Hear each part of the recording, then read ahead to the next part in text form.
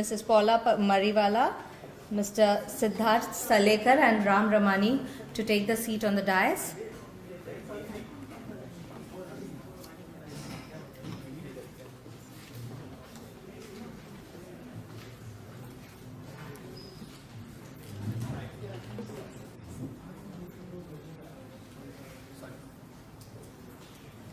As we begin, may I request Mr. Raj Nair to give the vote of the welcome speech.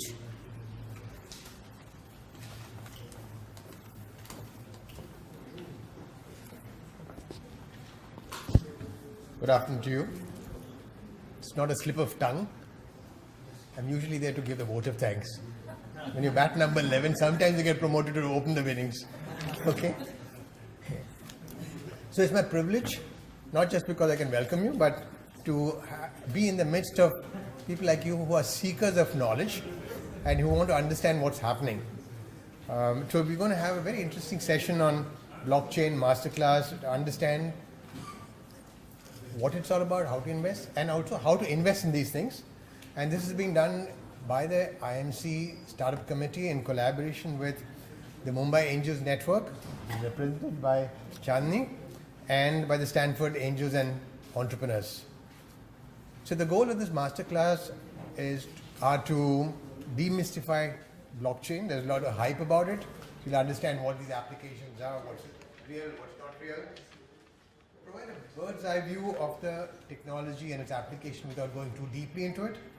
And also to help you understand why you should participate in this new technology, probably why you should invest in it or why you should not. But I guess the objective will be to say why you should invest in it, right? I got someone sitting behind me almost getting upset when I said why you should not. The idea is to see how you can partake of all the benefits by actually being in a position to invest. What is blockchain? I'll tell you in a very non-technical way. It only enables two parties who don't know each other to be able to trust each other enough to do a transaction. Now, in the conventional sense, in the world before blockchain, which is right now, you needed an intermediary who is trusted by you and who's trusted by the other side, and therefore you can do it. But it adds to cost, it adds to time delay, and blockchain gets rid of all that kind of stuff. The IMC Startup Committee has been very active over the past couple of years, and it's going to get more active in the years to come. When I take over as the president in June, I want to make this one of the most important committees in the chamber because it's very important for India and important for the chamber that the startup community thrives. So it will be one of the endeavors of the chamber to support the startup community, and we hope all of you will be coming in large numbers to get the benefit of the high level of action the startup committee is going to display. It's already displaying a fair amount. The four goals of the startup committee, if I may say, are: one is to create thought leadership. So you're not behind time in your understanding of what's happening in the technology field and in the startup business. The other is advocacy, because unless the government understands what startups need, they're going to come up with crazy rules and laws. As it is, you know, there is something called the angel tax, which I think we'll better not talk about it. It's very sad. But there will be lots of effort made by the startup committee to talk to the government of Maharashtra and also put forth thoughts to the government in the center to see that the environment that's conducive for startups is created. The third goal is to increase the mentoring. There are many forums in India and in Mumbai which provide mentoring, but we think here we have an advantage that we have a large number of Ps and VCs and angels who can provide the kind of the mentoring that you require. The technology people can provide you some mentoring on how best to deal with it. And then you also have senior people in the chamber from different industries, be they banking or the entertainment world, so that you can actually talk to them and make them understand, and probably might get an opportunity to sell. And the last thing, fourth goal, is to have partnerships of the startup committee with counterparts in the Silicon Valley, in Israel, in New York, elsewhere, and understand how those ecosystems can be replicated here to the extent possible so that startups can thrive. This is the big goal. We'll achieve it to some extent this year, a little more next year, and as we go along, we'll have a very thriving startup ecosystem under this chamber. This chamber is very serious about business. We've got a number of expert committees, if I may put it that way, which look after different aspects, different industries, and actually liaise with the counterparts in the government. And some of these people, or most of these startup committees or other expert committees, are headed by people who know a good bit. So 2 of our startup committee chairmen have now become union ministers. Suresh Prabhu was a startup committee executive, and Piyush Goyal also was heading the banking committee. So we can get heard at the right places, and if as a startup committee we come up with ideas and suggestions. And because of the fact that we do come up periodically, frequently with suggestions to the government takes the chamber seriously. We've had several prime ministers, and I'm told that every prime minister and president of India has visited the chamber, and they wouldn't do it unless this is relevant. So I'll come to what I want to say. That is, please become members of this chamber and benefit from it and contribute to it, so that it becomes good for you, good for everyone. Thank you very much.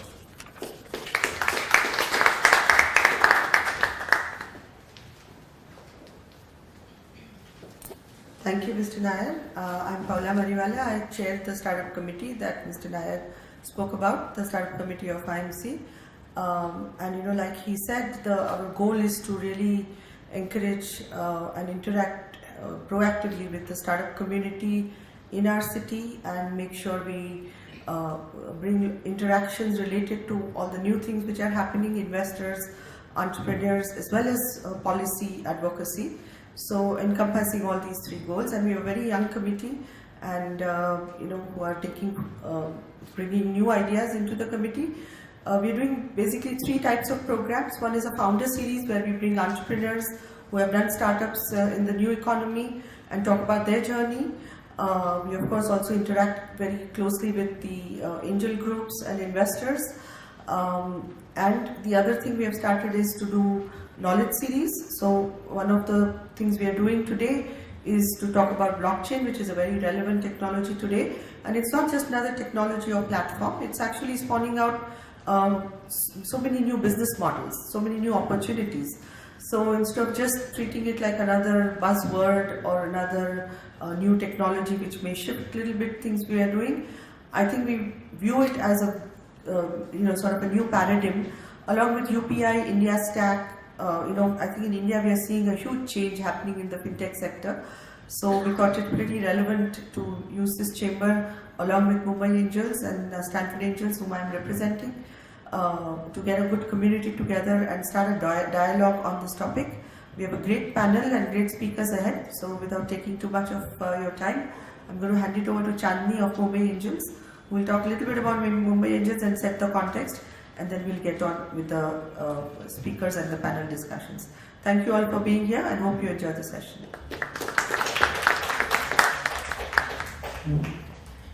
Before we start, a small token from IMC, token of appreciation. I request Mr. Raj Nair, Vice President IMC, to please hand over a memento to Ms. Chandni Jaffrey.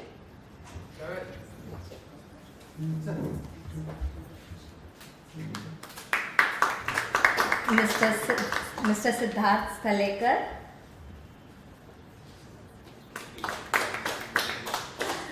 and Mr. Ram Ramani. Thank you, sir. Chandni, over to you.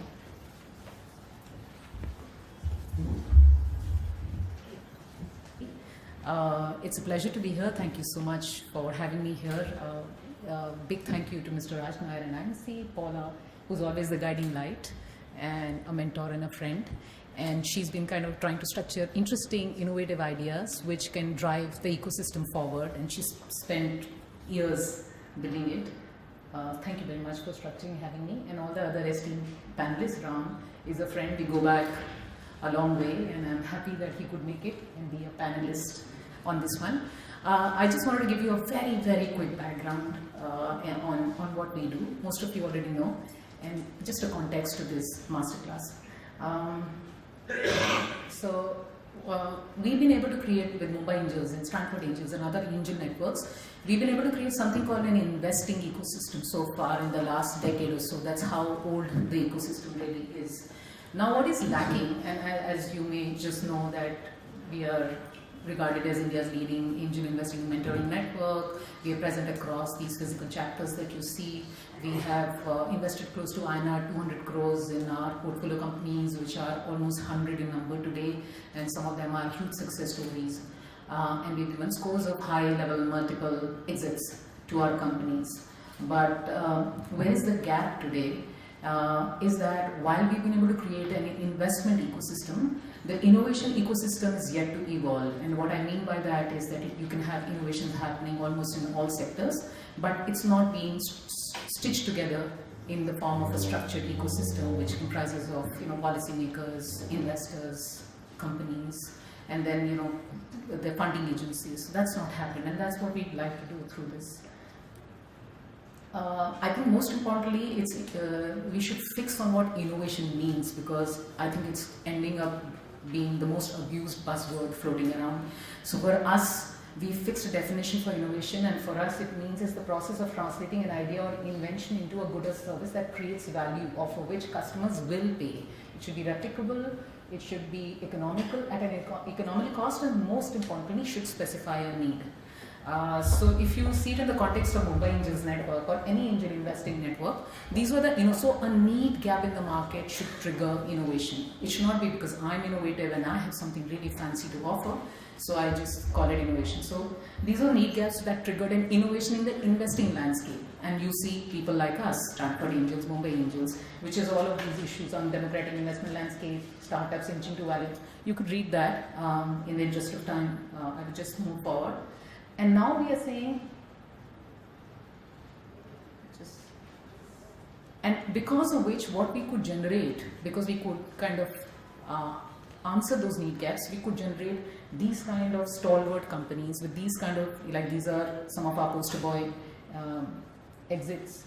But most importantly, like some of them Innovi is India's first poster boy unicorn, which is also profitable. Exclusively.in that got acquired by Myntra, Ziptal that got acquired by Twitter, Baby Chakra, which is shortlist for Google Launchpad Accelerator Program. FitPass is an strategic investment of Bindra. MobiQuest, which got acquired by Paytm recently, and Badam Teas, which just raised Series A after growing almost 7x in the last 12 months after the first round of funding. So this is what an innovation should do. It should propagate and support ground level organic startup activity. That's what everything innovation should do. So I just want to have a quick question. You've heard of the Global Innovation Index that's published every year. Anybody who wants to take a guess where India is on that index? So it's done on 127 countries, almost all the countries in the world. Do you want to take a guess where it is? So it's way below, of course, European countries, Asian countries, some African countries. We are at 60, number 60. And recently we had an address from Netanyahu, who's the Prime Minister of Israel, and he was here for the visit. And he talked about that there are a lot of countries which keep me up at night. And he said, they're not the ones you're thinking about. They're the ones who are ahead of me in the Global Innovation Index. So there is a whole ecosystem, and everybody has a certain momentum and a certain objective that the whole country is running after. And I think that could be a thinking point for all of us. India, while at 60, is actually quite uniquely placed, and the Global Innovation Index report states that it has a very promising future ahead, especially when you bunch it up in the lower middle and upper middle income economies, sort of a classification. In all the innovation points, it's actually quite favorably placed. So it's at the tipping point, and that's where forums like what IMC is trying to do and all the other experts, we should now ensure that we are able to capture that sort of an opportunity. I'd like to leave you with that thought, and I'd like our experts to take over. So today, as you know, we are talking about the myriad applications that blockchain tech can do, and blockchain clearly is now synonymous with innovation, and blockchain tech is going to drive almost all the other sectors in some way or the other. That's the way we see it. So without further ado, can I please invite Ram to kind of sort of launch his. And thank you so very much, and have a most productive evening today. And thank you again for the organizers for putting this together.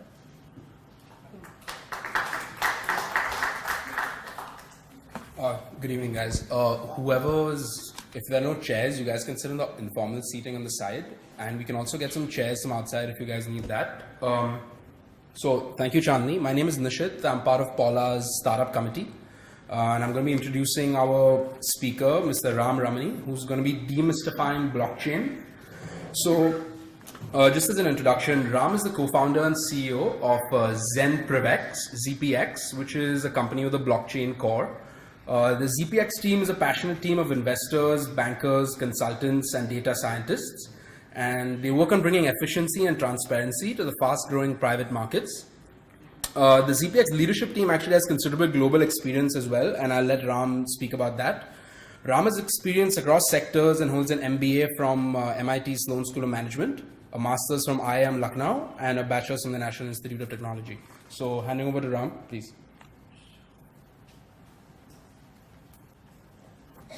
All right. How much time do we have? 10 or 15 minutes. All right. I have an 81-page presentation, so I mean, might have to be slightly fast, I guess. All right. First off, how many of you actually have heard of blockchain before the last 1 year? Okay. How many of you actually bought Bitcoin within the last 1 year? Interesting crowd. How many of you have heard of the Byzantine general problem? Fair number. Okay. I'm just trying to get a sense of how fast I should go through this thing. So,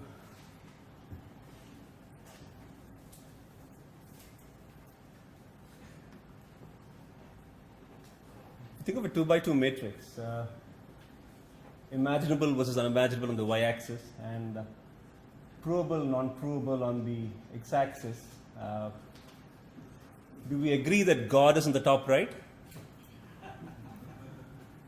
I mean, not provable, but imaginable, right?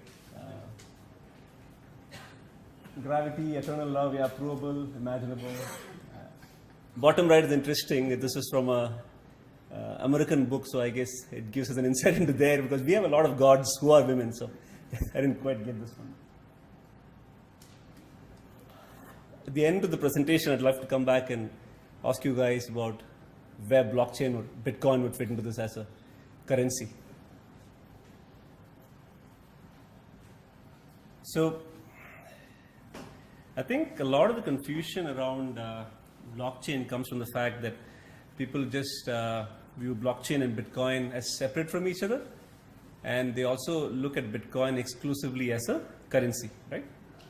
If you look at Bitcoin as a technology, and you look at, for example, how technology has been adopted, the technology adoption curve, how that has sort of undergone a J-curve pattern, you'll sort of be fairly comfortable with the price of Bitcoin as it is. It's not an accurate reflection, but we believe it's a reflection of the underlying momentum of the technology underlying the Bitcoin or blockchain. I'm going to use these words sort of synonymously, and I'll come to why. I mean, I am of the camp that there is Bitcoin and blockchain are sort of inseparable. I think a lot of you will be at that phase where blockchain is good, Bitcoin is not bad, and Bitcoin is bad. So at the end of this thing, we can have a discussion on why I don't agree with that. And so bear with me, I'm going to sort of switch between blockchain and Bitcoin synonymously. So if you look at Bitcoin as a technology, you'll be far more comfortable with how the prices have gone up in the currency aspect of it over the last couple of years. I'm going to skip over these. There's no internet here, but there have been some interesting videos that had for you. So, what is Bitcoin doing? I mean, earlier, if I had to send money to Chandni, I would go to a bank and I would give the bank the money, and literally Chandni would go to her bank and sort of withdraw the money from her account, the whole debit credit system, right? So, blockchain is basically taking out the bank and distributing it over the internet, decentralizing it. It's taking out the middleman, right? It's a protocol because it's literally a series of bytes, some computer code, right? So it's literally internet money, it's internet of money. It really doesn't exist. In a sense, even the digital money that you have that makes up most of your network doesn't really exist. I think maybe by some studies, 7 to 8% of all money out there is actually physical cash. Most of it is actually digital money. Blockchain is one step beyond digital money. It's internet money. You can actually send it instantaneously over the internet. Right? So think of it as 1995, 1994, internet came in, and you could immediately share products and services over the internet. It sort of flattened the whole. That flat. Who's the guy? Thomas Friedman. Yeah, this is the world is flat, right? So it sort of flattened the playing field, and you could actually render products and services to anybody sitting anywhere in the world. Bitcoin is sort of an evolution from there, where you can literally send money from anyone to anyone sitting anywhere. And it could be $1 million, it could be $1, the same fees, right? So that's what makes it really interesting to the 99% who are below the 1%, and that's what makes it really scary for the 1% that's above the 99%. It disintermediates Fedwire, ACH, Swift. It's programmable packet money. It's a bit like how AT&T was the monolith, being the intermediary in the communication space in the US. And then you had a bunch of the baby bells coming in, and then you had the internet come in, and then that was it. Communication was fundamentally disrupted. Right? So what's a blockchain? It's a data structure. It's literally encrypted. It's the most attractive honey trap out there, meaning at any given moment, millions of hackers are trying to break it down. It's like going back to our mythology, the king Bali, you couldn't really fight with him. You had to hide behind a tree and kill him. I think Lord Rama killed him like that. So every time somebody tries to attack the blockchain, it goes stronger, right? And it's a fundamental change in the geometry of market systems. It's decentralized or distributed system as opposed to centralized system, right? When banking first arose in the mid, 13th, 14th century in Italy, it was seen as a liberating activity because it took the power of economics away from the kings and the church and gave it to the common man, right? Over a period of time, as is the nature of these things, banking became a more sequestered activity for the top 1%. There's a power aggregation in banking. So I guess the natural evolution here is Bitcoin and blockchain, which is sort of a rebalancing of that power. People are building out blockchains for pretty much every activity you can think of. You think of scalable computing, file storage, external data, monetization, payments. Pretty much every use case you have some blockchain, right? You have scalable computation, there is a Golem, there is a file storage, there's Siacoin, and there's StoreJ and a bunch of other protocols. For payments, obviously there's Bitcoin, but in addition to Bitcoin, you have Litecoin, you have a bunch of other names that are playing in that space. Even Ethereum, scalable computation, Ethereum has a bunch of competitors like Cardano and a bunch of other names that have come up in the recent past. Fundamentally, the thing to remember here is every time somebody comes and tells you I'm buying a better Bitcoin, it's like saying somebody coming and tell you I'm building a better Delhi or a better Bombay, right? I mean, you can't really recreate these things overnight. I mean, I was in a panel discussion with one of my friends here just before and then one of the discussion points we're having was, centralized systems are ideal, are attractive in principle. They looked at designing Brasilia, for example, and they said, Paris is not nice, it's very messy, it's just organic, growing in a chaotic fashion. And then they designed this beautiful city called Brasilia, where everything was laid out nicely, all the parks are in a line, all the apartments are in a line, the government offices are far away and separate. I think 40, 50 years down the line, I mean, it's a soulless city. Nobody lives there. After dark, just pigeons and cats. And whereas Paris and Delhi and Mumbai and all these cities continue to be thriving and growing for obvious reasons. So blockchains are a bit like that. Bitcoin is messy. It's got issues, it's got scaling challenges. But it's going to be very, very difficult to displace it from Bitcoin. Is going to continue to be Bitcoin, if you will. This is what a lot of really smart people that drive macroeconomic policy in our times, they have to say about the blockchain. Janet Yellen, the former chair of the Federal Reserve, I need to update the slide. Very important new technology, implications for the way transactions are handled, etc., etc. Larry Summers, he's hedging left, right, and center. I mean, he just never wants to be wrong. So, is the blockchain going to be fundamental? I think the answer is overwhelmingly likely to be yes. Is Bitcoin going to be a valuable store of value? The same way as people use gold? I don't know, but I think that certainly the answer no doesn't seem to make the right. I mean, it's the most confusing answer, right? Christine Lagarde is one of the smartest women. I'm sure some of you have probably met her at some point, but this is, she's very pro-blockchain. This is Nassim Taleb.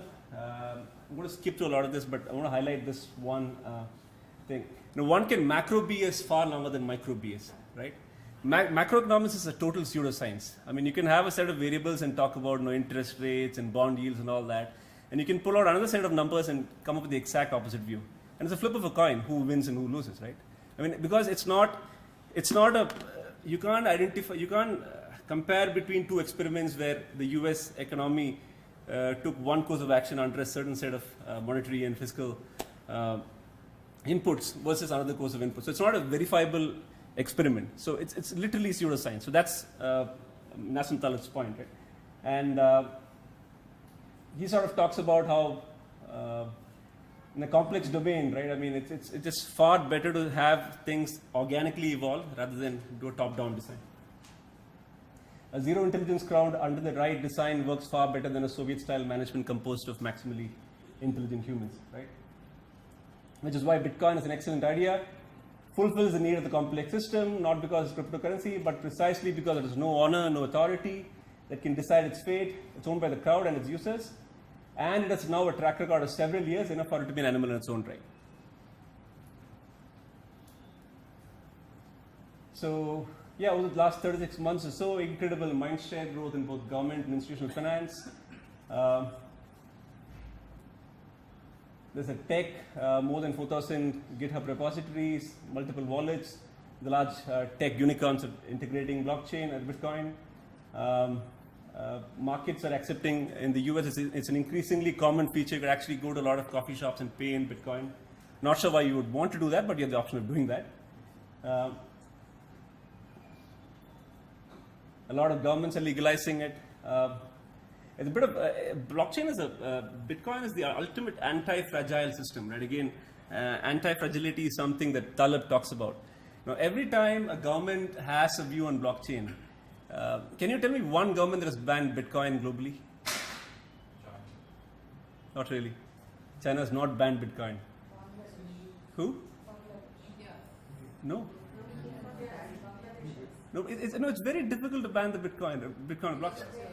Because how do you control something? It's like you're to use an analogy, it's a bit like you're an upper, what do you call it, lower riparian state, right? I mean, you have a big river coming in, and every country is downstream, right? I mean, where can they put the dam?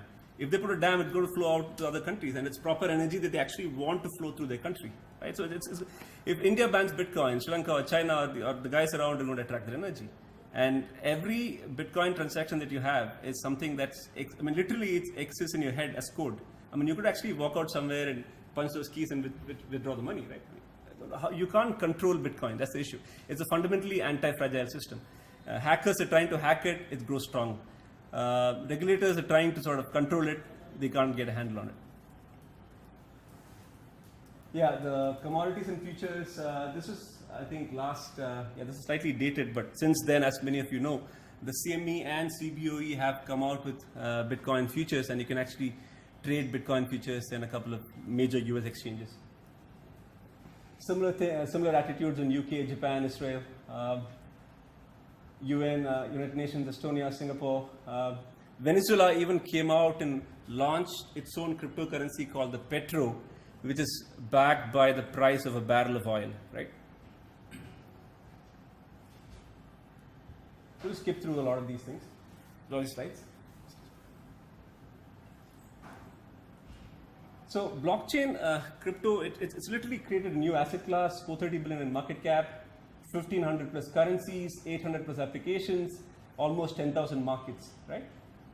The price of Bitcoin, if you had purchased a Bitcoin in 2011 for $1, you would have been sitting on $70,000 on December 31st, 2017. It's a unique uncorrelated asset. As you can see, obviously this correlation is going to go up, but at least in the near future till the institutional money comes in, Bitcoin is something that you want to consider as part of your portfolio for the one reason that it's fundamentally has low correlation with pretty much every other asset class, whether it's gold or real estate or oil or S&P 500 or bonds or EM currencies. Crypto market capitalizations are, as you know, hockey stick. The market cap of Bitcoin has surpassed $160 billion, probably closer to 250, 300 now. This slide has been updated in a while.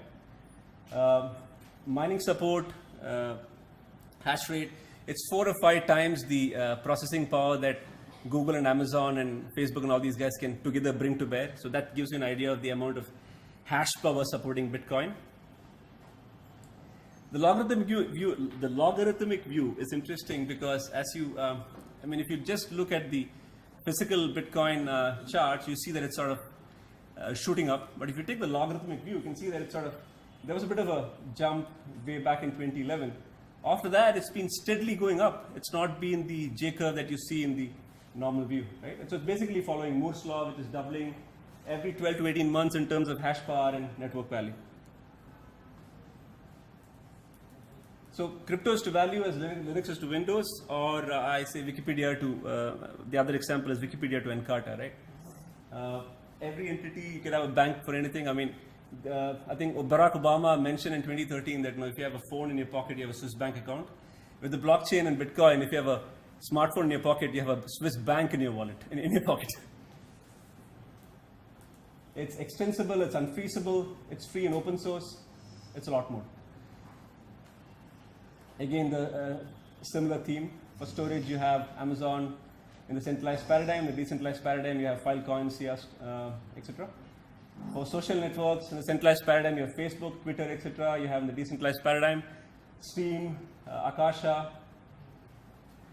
What's an ICO? Initial coin offering. It's a reversion of the standard fundraising process.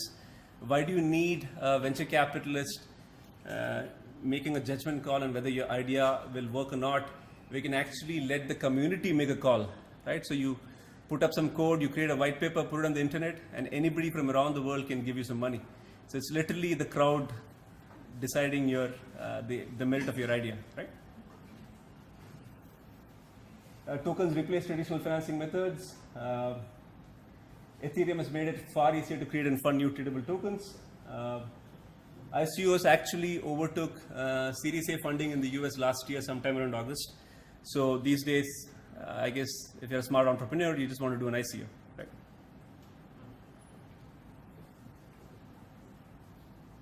Yeah, these are some crypto asset performances, ROI since ICO, IOTA, Next. Those are actually, trying to get a sense of how many zeros are there. 3 million percentage, 3.6 million percentage. Yeah.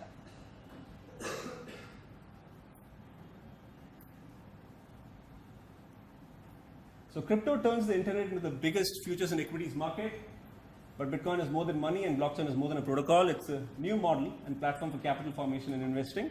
It's open, distributed, and liquid all the way. Tokens can be sold internationally over the internet and not just to investors with regional bank accounts. For example, right now, if you want to buy the preeminent tech stocks of our time, the FANG stocks, right? Facebook, Amazon, Alibaba, Netflix, Google. You have two challenges. One is, for most of us, trying to get the money out of India. There's LRS, a bunch of other forms and paperwork and frictions. Even if you get the money out of India, getting them to accept your money, whether it's E-Trade or Robinhood or whatever that you want to use the other side, there are two frictions there. But these are the most exciting companies of our times, right? So imagine if you were to tokenize Google or Facebook or Alibaba or Amazon, how much would the market capitalization of these companies increase? We just did that, right? So that's the potential of something like blockchain. Rather than waiting 10 years to get liquidity, the other thing is when you're merging financial utility and application utility, meaning when you buy a token, the example is I give us closer to home. Let's say Flipkart issued tokens, and through Flipkart tokens you had exposure to two things. One is you could buy stuff of Flipkart, you could get deals. The other is you could also get exposure to Flipkart's equity, right? Because ultimately you're funding Flipkart, right? So, and the beauty is, unlike Axel or whoever invested in Flipkart and they're stuck for 10, 15 years, you can immediately trade around and sell these tokens in an exchange. So the liquidity premium is massive. So token sales does represent a tool to credibly improve capital inflows, price discovery, and the time to liquidity by several orders of magnitude. This is, yeah, so again, we'll quickly skim through this. This is one of the products that we're launching. It's a crypto index token. Yeah, this is a performance of digital assets over the last, for 2017. Dow Jones Index would have given you 19%. Monero, a secrecy coin, just a secret mode of payment, would have given you 2,576%. Litecoin, Zcash, Ethereum, Bitcoin would only have given you 900%. Right? Only. Manjari token is a token that tracks the top 15 cryptocurrencies. The weights are rebalanced. It's basically an index on the crypto market. Right? So there's some historical comparisons. We did some backtesting, and as you can see, the delta against BTC, against standard exchanges, etc. Right? So this one's a token. I'm just going to jump into questions and.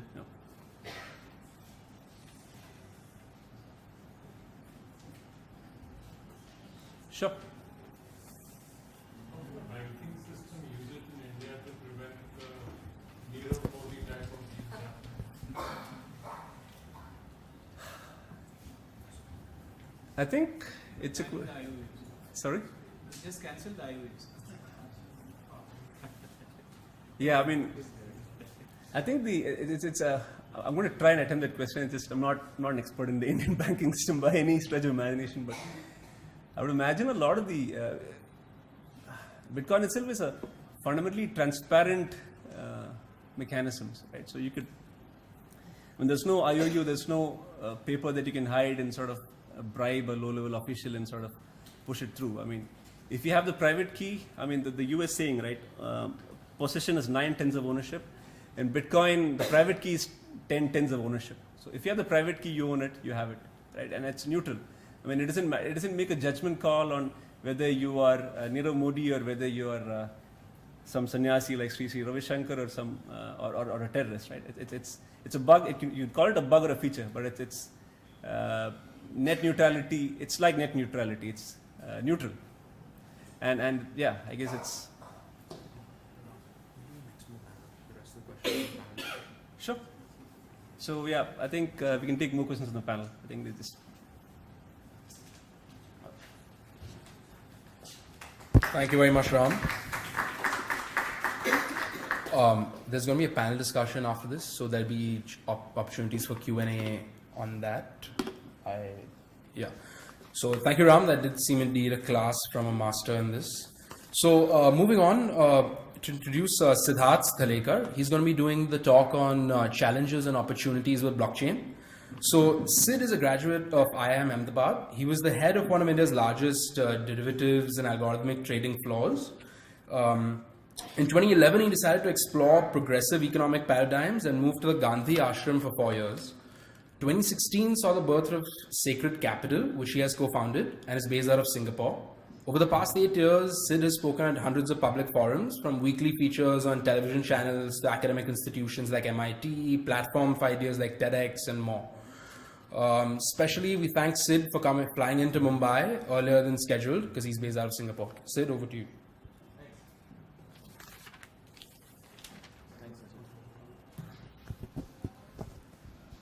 Cool. Thanks, Nishit, and thanks, Ram, for setting up. I always think, in these kinds of conversations, the introduction to blockchain is always a tough one to do because it doesn't give you creative freedom, right? Like you're trying to get people equipped to get with the basics. And so we were chatting with Nishit, and we thought, this part of the conversation we can kind of push really forward. It's framed as challenges and opportunities, but I thought of reframing it to the promise of the new economy, because ultimately that's what it's about, right? Like that's why we're here.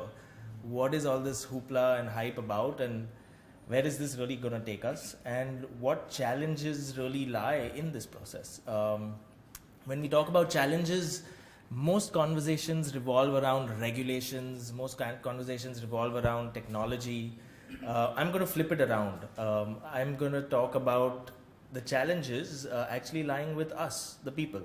And that's because culturally we're so conditioned by paradigms that have been designed 100 years ago that it's hard for our neurons to get rewired.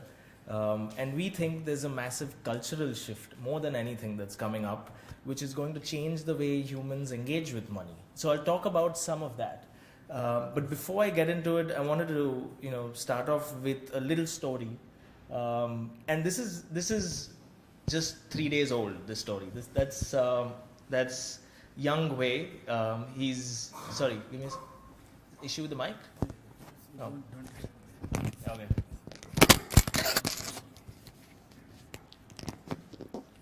Thanks. So that's Young Wei, who's he's just graduated from college, and he's a young blockchain developer. And Singapore has a bunch of them. So Wei had a very interesting idea. He wanted to establish himself as a developer in the Singapore community, but he said, you know what? Like instead of doing the usual posting my profile on LinkedIn and usual going out and interviewing with a bunch of startups, he decided to do something radical.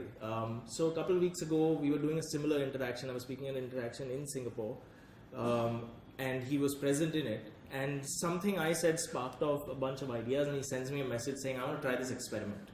I said, I love it. How can I support? And so here's what his experiment is. It's actually running. He created a smart contract on Ethereum. That's something Ram was talking about. He said he's going to offer his services, but in a very interesting fashion. If anyone wants his services, needs to bid for them. And it's an open auction, but all the proceeds from that auction go forward as a donation to the Internet Archive. And so it's not even for him. He's written a smart contract, and this money from the auction will go straight into the Internet Archive. And it seems like a really small thing. What's the big deal in this? But I think it has profound changes and shifts in the way we're thinking. Over the last week, people like me have been tweeting this out and posting on our social networks, and his inbox is flooded. He's just been in constant back-to-back meetings.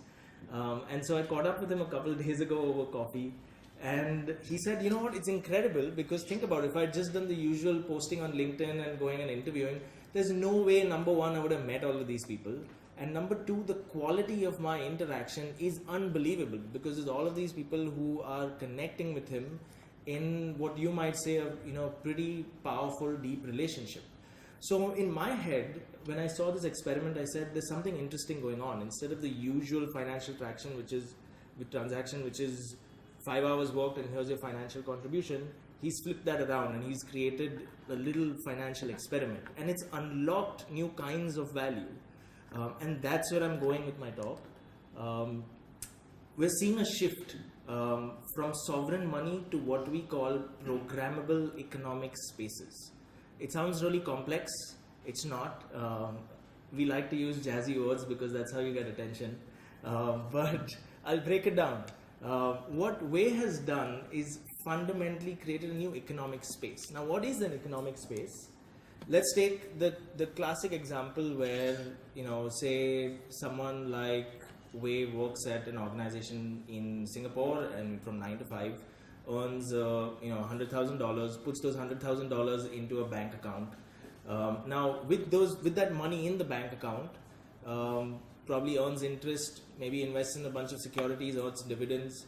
Now he takes that money, that fiat money, Singapore dollars, and goes into, and pays for his various needs, which might be, his Netflix subscription, might be his rent, might be his travel tickets, whatever. All of this has occurred within one economic space. He's been in Singapore. This whole system of earning money, putting in a bank, earning interest, taking that money, and then paying for his needs is all one economic space. That's Singapore. That's the Singapore regime, right? But what the blockchain, what the distributed ledger technology allows us to do is democratizes this. Anyone can now create their economic space. It's not just about cryptocurrencies. It's not just about faster banking. Anyone can design and create their own economic spaces.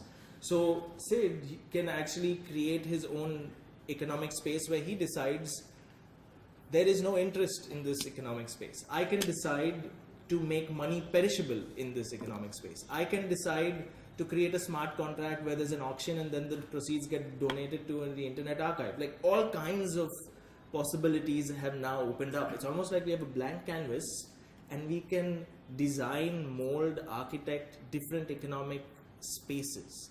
And that's what I'm excited about. And it's not sci-fi. This is not Sid saying this is going to happen, in the years to come. We've already seen manifestations of this. It's very early stage, but some of you may have heard of something called Steemit, which is a beautiful innovation on a social media platform. But what I liked about them is they created the concept of a reputational token. So they created something which is called Steem Token, the Steem Power Token. And with the Steem Power Token, you can actually influence the ecosystem. Now, we've heard of cryptocurrencies for transactions. Like, I did a bunch of work for Ram pays me 10 Bitcoin or whatever.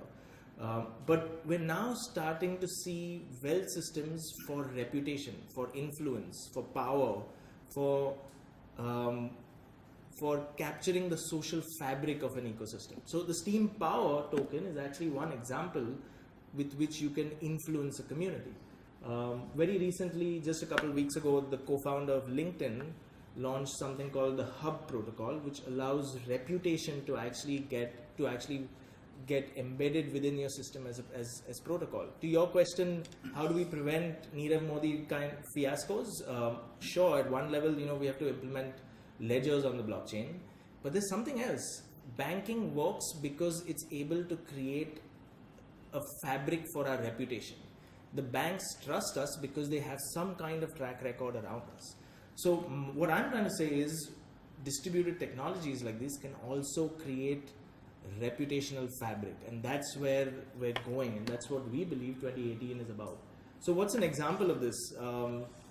My co-founder Jonas, he's helping out an organization called Dashboard.earth in California.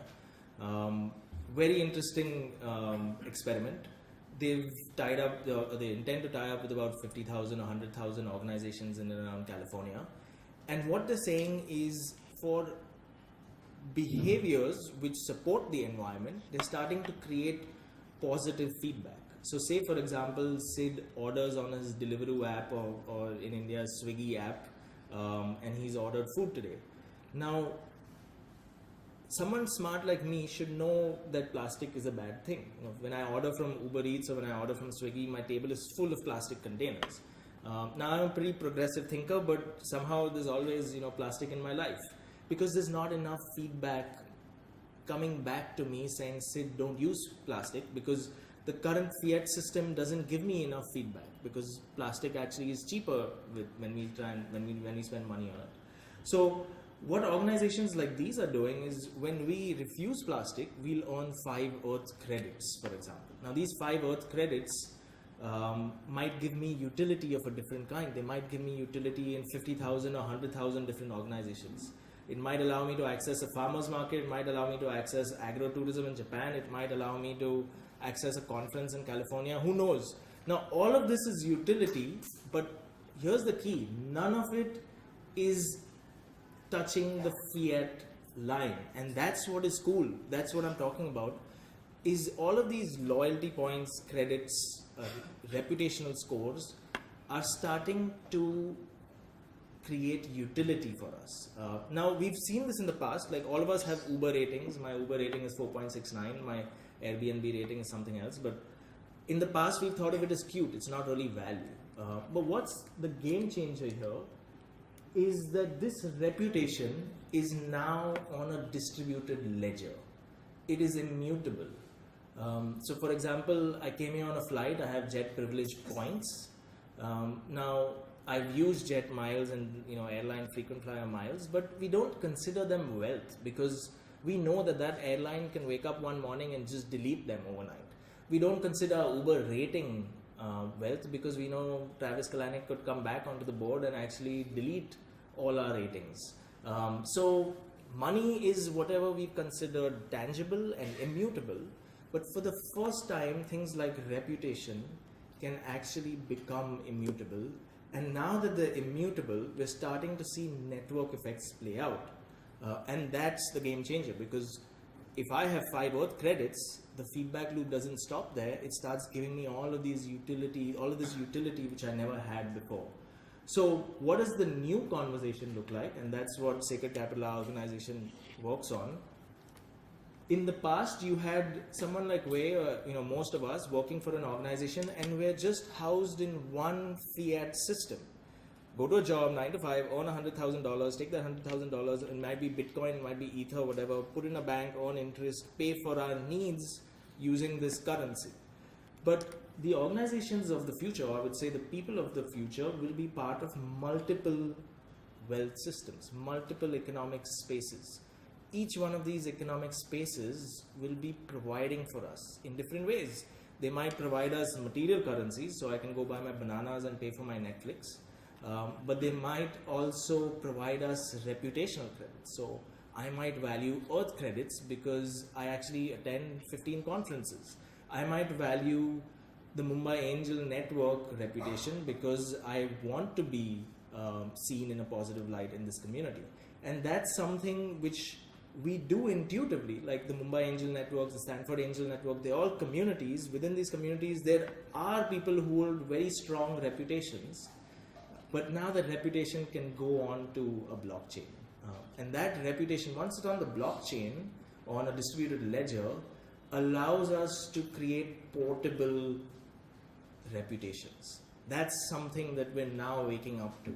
And I'll talk about more in a bit. So what does the conversation of the future look like? In the past, we all paid for everything using sovereign currency. So I paid for my Netflix, I paid for my rent, I paid for my travel tickets, all using INR or maybe Singapore dollars or maybe Bitcoin. But in the future, I'm going to have different wealth for different needs. So for my organic food needs, I'm going to need organic credits. For my wellness needs, I'm going to need maybe yoga tokens, who knows. But we'll have different wealth systems for different needs. And so that's just a few shots of what the Sacred Capital programmable economic space looks like. But that's where the conversation is going. You can't have one single linear money providing for all of us anymore. And that's how we're building. And we think the true power of this economy, or the true promise of the new economy, is that it allows us to scale social capital. That sounds scary to some. It sounds really exciting to others. Some people, when I say scaling social capital, they think of a Black Mirror episode, and it has very strong connotation. I mean, it's a very real problem of our times. But through distributed ledger technology, I think it solves some of these issues. And it's through some of my years in the Gandhi Ashram I could tune into this, because this is what Gandhi always spoke about. And this is where I'd like to end my conversation, and that is to do with the Indian context. As Indians, as in this part of the world, social fabric has always been our strength. I think it's where we derive our resilience from. And if you think about it, we've struggled with the concept of banking over the last 50, 60, 70 years. I would say estimates could vary, but maybe 10%, 20% of India really just, only maybe 20% uses banking. The rest is still strongly rooted in community and social fabric. These kinds of technologies allows us to go back to that power and to leverage on that social fabric. So what had the Industrial Revolution really done for us? 100 years ago, if I went from Mumbai to Singapore, I really had to worry for my material well-being. I had to literally carry 100 pieces of gold because my Indian rupees could not be, validated in Singapore.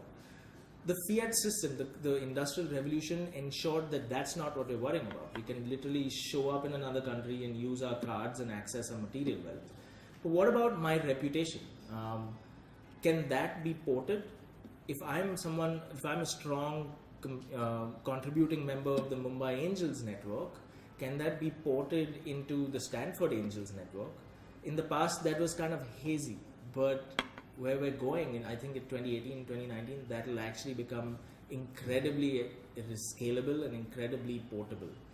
So to me, the real promise of this new economy is this expansion that we're about to see. A friend of mine, we were talking about this last week. What is the real power of the internet? 20 years ago, it was, it's going to disrupt media, it's going to disrupt banking. But I think the real power is it's created this whole new layer of interaction, of value, which we never thought of. Like, this video is getting broadcast right now to hundreds, thousands of people. That wasn't possible. We never even thought about it 10 years ago, but now we do. And so I think with the distributed economy, there's a whole bunch of things that we culturally haven't thought of, but we're now opening up to. And I think that's where the promise of the new economy lies. So thank you very much. Thanks to the team. Thanks Nishid. Thanks Ram. Thanks Paula. And thanks Chandni for setting this up. I really appreciate these conversations because this is what causes and creates and facilitates the cultural shift. Thanks.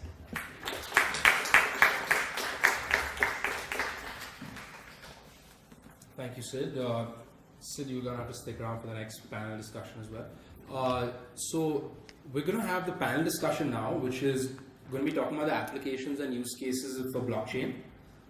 Just to give you a brief on the program schedule, after this is going to be the fireside chat, which is investor versus investee. And after that, they're going to be startups who are going to be pitching. They use blockchain technology. The entrepreneurs use blockchain technology, and they'll be pitching here as well. So I'd like to start off. I'd like to introduce Jatin Meswani, who's going to be the moderator for this panel discussion. Jatin is the COO of Global Technology Services at IBM, and he has over 25 years of experience in the IT industry with various management roles in sales and marketing. He has a keen interest in emerging technology areas of cloud, analytics, and blockchain, and speaks regularly in various public events. He also mentors startups in Mumbai and Pune. In his current role, he's responsible for driving operations for the tech services business of IBM. Prior to IBM, he worked with Atos, Origin, and Novell India. On the panel are going to be Mr. Rajendra Malsekar, and at this point I'd please like to invite all the panelists to come up on stage. Mr. Rajendra Malsekar. So Rajendra is a techno-functional expert with more than 23 years of experience in the BFSI domain, and he has recently moved out of his previous role as the head of corporate banking technology at Yes Bank. He's worked in various roles and stages in the IT industry at both MNCs and domestic banks. Rajendra is a strong believer in open financial services using digital technology. I'd also like to this time introduce Ms. Napinai NS. Ms. Napinai is a pioneer in the field of cyber law with numerous publications, presentations, and submissions on key cyber law matters. She commenced the practice in 1991 and specializes in constitutional law, criminal, cyber law, intellectual property law, corporate, and commercial law. She appears extensively before the Supreme Court and the Bombay High Court. She's a speaker at international and national seminars. She's also a prolific writer with publications in Times of India and The Wire, and her book Technology Laws Decoded has received tremendous acclaim. She's also an advisor on various other forums to do with child safety and serves in other capacities and is known for her strong ethics, hard work, and unstinting commitment to law. And Mr. Ram Ramani, who's already been introduced, is also on this panel. and so is Sid. So I'll. Okay, we have one. Okay, okay, absolutely. So we have ecosystem of investor. Absolutely. So, so when we thought, and at least coming from IBM, IBM's view is more around the enterprise space rather than on the pure currency, cryptocurrency side. So anyone who is here, who is interested in cryptocurrency rather than pure enterprise application of blockchain, anyone who bought, I think Ram asked this question, but just want to kind of understand the audience. So how many of you are purely around cryptocurrency side from a development or from an investment perspective? Okay, so yeah, we have a couple of interests. But anyway, I think what I'll do is I'll try to make this discussion interesting. We have a very good panel here, and we'll try to kind of make this discussion more India-centric, so that you all can relate to it, right? So I have a set of questions, and maybe we have a Q&A session after the panel discussion, but please note down your question. You can pass it on to Nishit, and we'll take up the question later on. So first of all, let me start with Rajendra, you, and in terms of where do you see emerging blockchain applications in India? Which area people are developing? We have guests from Singapore and people who have worked, but I want to have your perspective as to where people are investing in blockchain in India. I mean, I can. Yeah, hi, good evening, all of you. And I really thank IMC and specifically Nishit. No, you can't hear. It's not working. This is working? Yeah. Okay, is this better? No? Take this. Are you able to hear? No. So that is not working. Okay. Good evening, all of you, and thanks IMC and Nishit in particular, for inviting me, getting this opportunity to interact. And as Jyoti rightly said, this is a very different perspective I have about blockchain today. And I'm not just saying because they are also on the same panel, but I'm saying because I always had an enterprise angle. I always thought that let me deal in Bitcoin and blockchain. Today I realize that is futile, and I will give you a reason why I'm saying that. But before I go into that, let me explain which way we are heading. And I am referring more in the BFSI sector. Somebody asked me, Rendra, if blockchain is disintermediating, do you think another 10 years the banks will cease to exist? And I asked the same question to the RBI deputy governors in one of the things, and he said, Rendra, if there are no banks, there is no RBI, and we will ensure that RBI will always be there. So that is interesting. And there's something very interesting what I got from such thing is the reputation thing, And I worked for a bank, JP Morgan, and where reputation was actually monetized. So if a person, and they had, I don't know how many of you are aware, but if you are found the reputation is going down, you could be sacked. So they had a very strict code of conduct. I remember a guy who had a double salary credited to his account, and he got sacked because he didn't inform. So they thought the reputation of that guy is going down. I don't know if you want to add that to your model here. Okay, there are three areas, compartments where blockchain is currently heading. One is the asset movement. As simple as somebody asked Nirav Modi, right? Asset movement. What is the LOE or what is the LC? It is basically a asset transfer from point A to point B. And that is where blockchain is really good. And if you are able to do that, so there is transparency. And that is one line of exercise, and there are various use cases going in that direction. The other area where the BFSI sector is mostly focusing is the fund tracking. You could actually color the funds and you could track again in the blockchain area. Like for example, if I want to build a house, if I want to build a school, and if I want to build a cow shed, for example, you can actually get the money actually delivered to the right project. money assigned to a cowshed may not go to a house and vice versa. So that is the power of blockchain. So this is another area where many of the use cases are leading into. The third area, which is basically not exactly, so that's why I was saying it is difficult to dealing the coin token, because there is another area which is the token area. Like for example, how do you give that, inculcate that idea that boss you should use. Like for example, if you want to upload an asset, it could be a document in terms of bank. How do you make that guy do that work? So you actually give him a token. And how do you use a token? That is something the ecosystem will decide. Either it could be used to buy another token, or it could be used to buy another PI. Those are the three areas. I mean, you could divide them. You could talk about trade finance, payments. But the way I look at it is these are the three areas, concepts which the banking and insurance areas are actually moving at. Thanks, Rajendra. So I think if you can give a perspective, you talked about a lot of currencies, but how do any of this can relate back to in a day-to-day operations where people can start using, and maybe based on your experience in Singapore or internationally, can you relate it how soon you can start seeing this in some real life application, not as a coin, but underlying fabric getting started using in the application space, maybe in India? Can I spend a couple of minutes on your first question? Yeah. So, one of the things is, it's tough to limit blockchain, the impact of blockchain to traditional geographical groupings like India or the US or China. Fundamentally, blockchain is off the internet, so you can't really say that I'm going to create a blockchain and that's only going to work within this, in most cases. Right?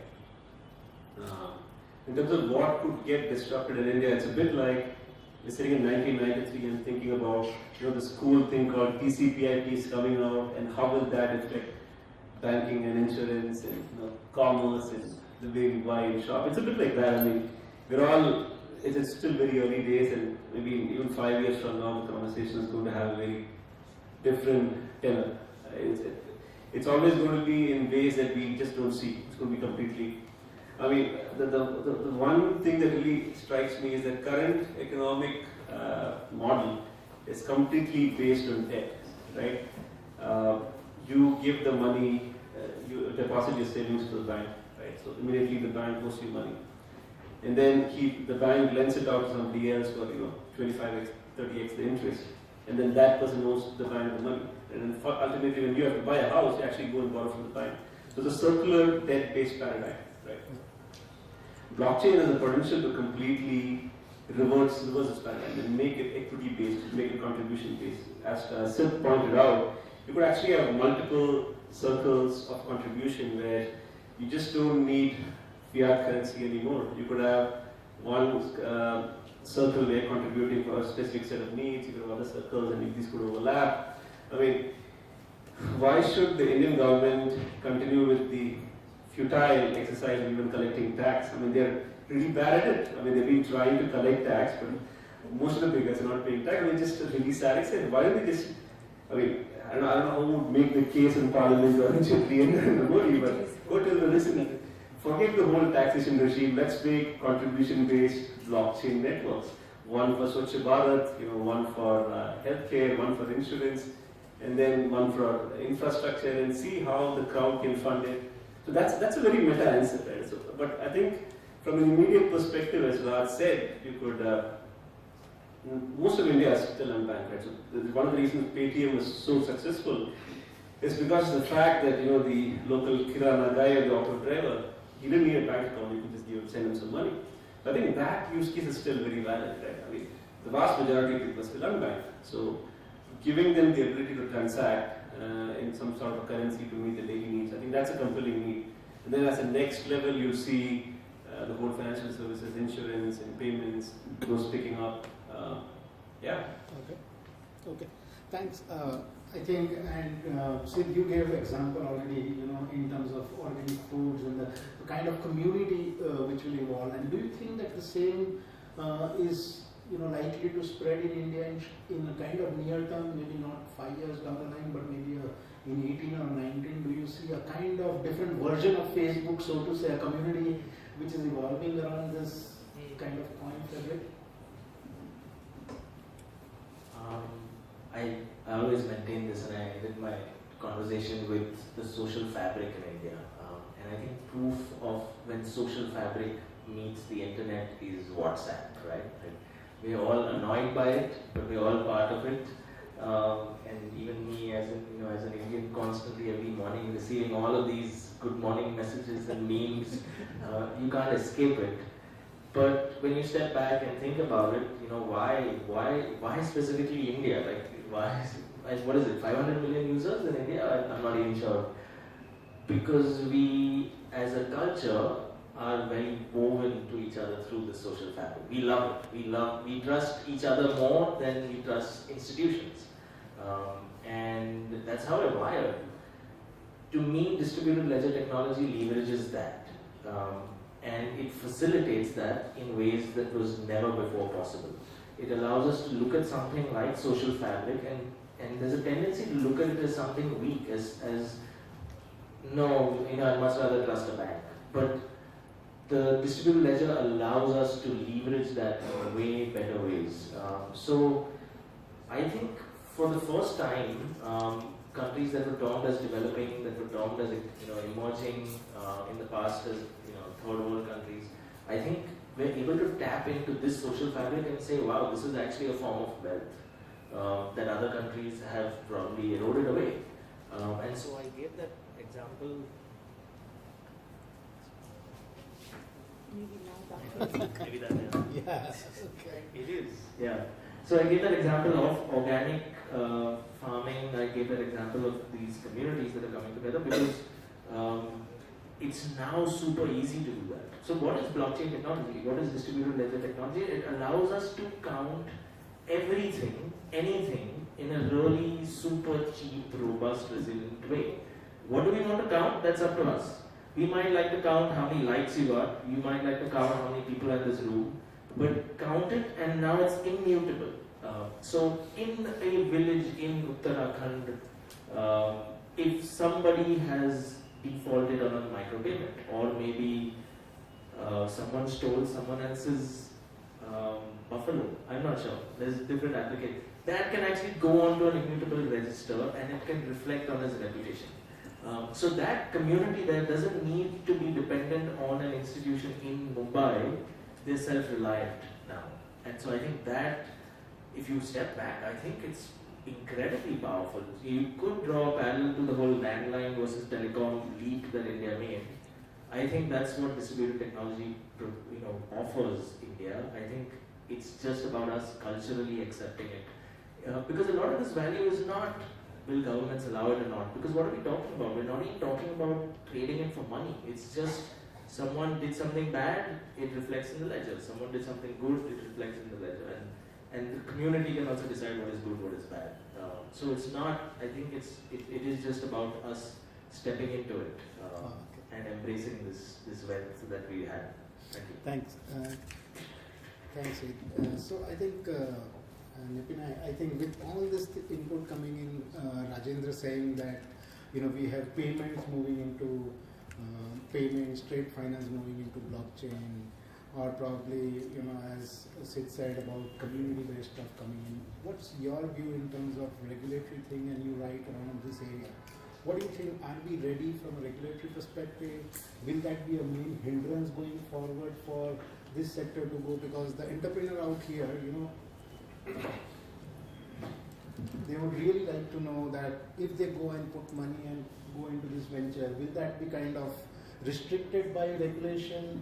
Will that be able to flourish in this environment? So what's your view? Actually, that's what it's all likely to boil down to, Jatin.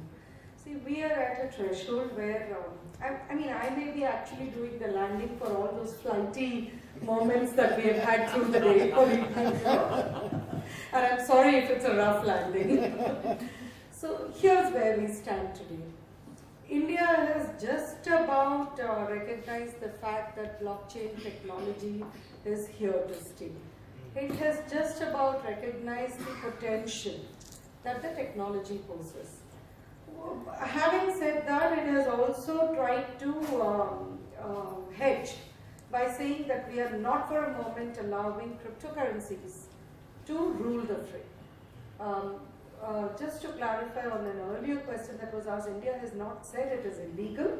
They've just said it's not legal tender. So it's always like gray area. No. The difficulty is not just with the statement about legal tender. In fact, I've written very extensively on this in the Times of India article, the last one of the series I've written. But very briefly, they just said that it's not legal tender, but they also go on to say that it cannot be used for illegal activities and as a payment system. So the last part is the twist in the tail. And that's where whatever you said as a possible use case may become a flight of fantasy at this juncture. Okay, but having said that, I told you, maybe a rough landing. But having said that, let's come back to your question on blockchain. Today, we really have to do a huge catch-up game. There are so many jurisdictions, there are multiple states, for instance, in the US, which have given specific regulations for blockchain, for smart contracts, for cryptocurrencies. Keep aside the fact that US acknowledges cryptocurrencies. Let's just take the blockchain aspect, right? Again, as you said, the advantage you get when somebody specifically regulates on it, in fact, I just wanted to quote something based on what one of the speakers said. Sorry, Sid and Ram, I don't remember exactly which one of you said this, but it was broadly about innovation, and I think it was actually, he was flying higher than you actually. So that prompted me to look up this quote from my book. I have dealt with this concept of sovereignty a lot. I think I was flying that. Okay, let's all fly together before we come dropping down, right? So then, but broadly, this is about innovation and sovereignty and whether we can do away with sovereignty at all. So this is how the internet started, okay? This is called a Declaration of Independence of Cyberspace. I've quoted it in my book, and this is John Perry Buzzards. This is what he has to say. Governments of the industrial world, you weary giants of flesh and steel, I come from cyberspace, the new home of mind. On behalf of the future, I ask you of the past to leave us alone. You are not welcome amongst us. You have no sovereignty where we gather. Does it sound familiar? Right? So, given this attitude that we had even when we talked internet to begin with, and we are today talking about blockchain and its use cases, and for a moment there Ram gave us hope and then took it away. He said no taxes, and then he comes up with saying, oh, blockchain will ensure you pay the taxes directly. Ram, that was a very sneaky twist. But having said that, where do we stand today in terms of sovereignty and regulation? Innovation will always flourish and fly high as long as there is no regulation. But there comes a point, the tipping point, when you cannot fly further. It's like a life or death situation, at which point of time, law, governments or regulation, whichever way you want to look at it, has to come in and create that confidence amongst not just users, but investors and developers and everybody in the ecosystem to say, look, this is here to stay. Why don't you try it? Why don't you adapt it? Why don't we check out its possibilities, right? That level of confidence still comes only from that stamp of approval or acceptance or validation that a government gives. When we see blockchain technology evolving in multiple jurisdictions, it is backed by sound regulation today. So it's not regulations, I call regulations and law as brakes.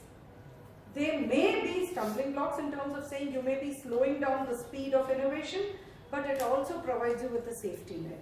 So without that, you're then hurtling towards an unknown future or a big cliff, right? So therefore, you definitely need regulation, one. Two, the regulation has to be simple and specific. Today, we are moving away from a generation of micromanaging everything. You need to just provide broad guidelines or a framework and allow for self-regulation. Because broadly, that's where it's going to come to. And finally, once you give that regulation or a framework, that is where then law comes into play to ensure its compliance or to punish or penalize its violation. I have just one extended question around this. Is, you know, I heard all these legalities, but if I have to just take a meat out of it and say, okay, with all this, which are the area where people can still do using maybe IT Act as a framework? And let's say, for example, today someone want to create a loyalty-based network, right, where people exchange their loyalty point over Bitcoin, and it's not actually as a currency, but it starts creeping inside as a currency. You know, today you have loyalty points, and that becomes on blockchain. Now, in that case, how does regulation has implications in India? I'm so glad for the question, because there are two aspects I'd like to cover in that. One of the things that was raised earlier, I think, Ginger, you had mentioned it, that you cannot have blockchain technology without cryptocurrency. So they have to go hand in hand necessarily for it to grow. You cannot de-link it. De-link it is what you mentioned. But there is one use case already from London where they have used fiat currency for a blockchain technology, for a hospital-based, you know, the medical situation. But we come to a situation where you can take a new technology which works in a different way and bring it back to old problems, right? Or move it ahead. This is where we stand. So today we are already clear that India doesn't have specific regulation for this field. Then we come to the grey area of what is it that you can apply in terms of what exists. Okay. So let me give you the good news first. That's in terms of when you specifically mentioned the IT Act, which here, Ram, for your reference, is Information Technology Act and not Income Tax. Right? So when we come to the IT Act, you have Section 10A, which specifically says that an e-contract is legally binding and you do not need a physical signature for it to be valid. So here, merely because a smart contract is merely a code-driven contract, that doesn't take away from the fact that it is still an e-contract. So in that sense, you could definitely go within existing frameworks to implement it. You have the blockchain technology itself per se, which drives multiple processes. That again would go under general contracting and general commercial terms and evolved law and that. Where the stumbling block really may come is in terms of the validation process, if it were to be done through cryptocurrencies or tokens. And again, the problem arises not because of what has been said or rather what has remained unsaid, but also because of what has been hinted at.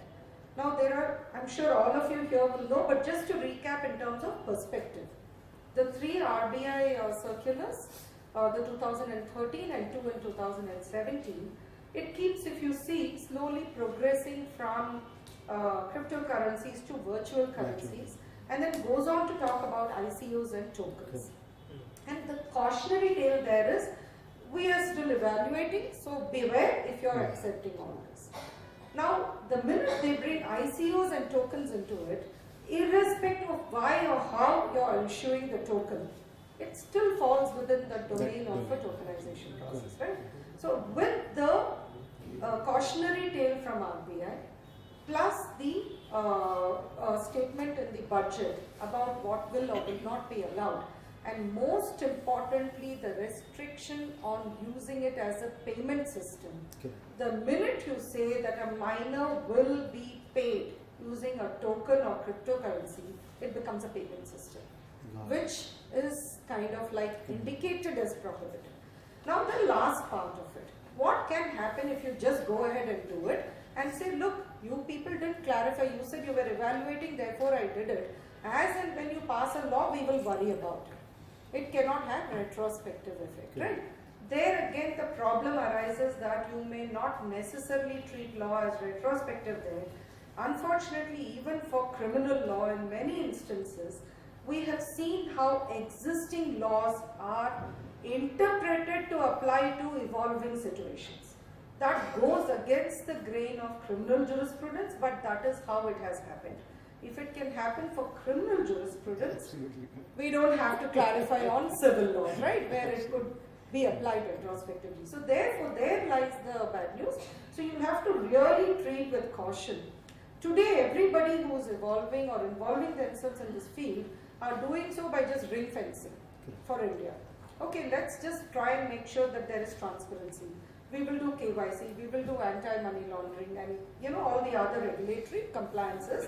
And tomorrow, if the law were to change, we would still be able to disclose that information which a government or a regulatory authority may mandate on us. So this is the murky area where it is. Okay.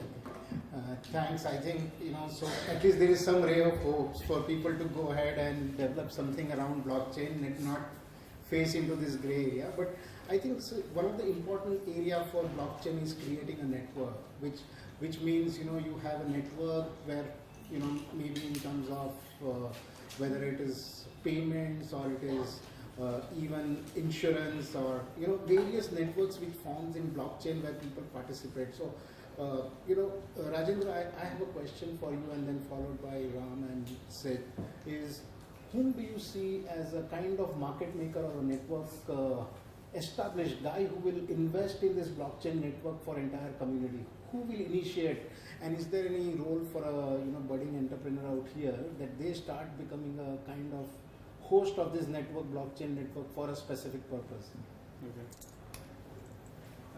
Interesting question, and to be very fair, I don't have the answer. In fact, RBI also doesn't have the answer. So you all know there is a association called IBA, so Indian Bank Association, and I got the opportunity to go with IBA to RBI quite a few times just to talk about blockchain. So we did knocking doors, and some of the things came out of that. So they may not agree to that, but that's how it is. So RBI said we will look into it. It looks to be very promising technology, and they formed various committees, and they also formed a committee on cryptocurrency, blah blah blah. Now one of the questions which was asked is, if there is a blockchain network, who is going to own it? In the Indian context, particularly when we talk about payments, so RBI has a sister concern called NPCI, so which you all are aware of. So it does NEFT transactions, RTGS transactions. It actually owns the whole thing, and the banks are members to it, and they follow the rules and regulations laid down, whether it is UPI, whether it is anything. Can something similar happen? There was obviously not a specific answer, yes or no. So we asked IBA, can IBA do that role? Again, we don't have an answer. So there is a possibility that a budding entrepreneur, as you rightly said, could form a blockchain network, but will the regulator allow them to do so? Because ultimately the guy who does the network also has a responsibility. He may not have control because the very technology doesn't allow him to have control. The distributed ledger technology doesn't allow him to have control. But then what is the big thing for him? What does he gain out of it by control, by managing this network, putting lots of funds, and what does he get out of it? So these are the questions which, to be frank, don't have answers, and unless you guys are able to throw some different light on it. But having said that, and I fully agree, in the Indian context, unless the regulator steps, up or down, things are not going to move so fast. Like for example, one of the meetings, I asked the RBI deputy governor at that point of time. He said, you guys go ahead and start working on blockchain technology, and then we'll follow with the rules and regulations. And that was the answer he gave. So don't worry, and it was not a legal answer, but he said, you go ahead and do it, and then we'll do that audit and find out whether this was right or wrong, and we won't go retrospective. They just don't know how ROI works. One more thing which came up during the discussion, like for example, and ma'am, this is in your area, so correct me if I'm wrong.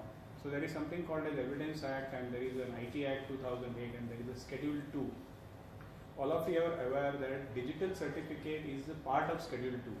So what it means is, if you use a digital certificate to do a transaction, it holds in a court of law, right?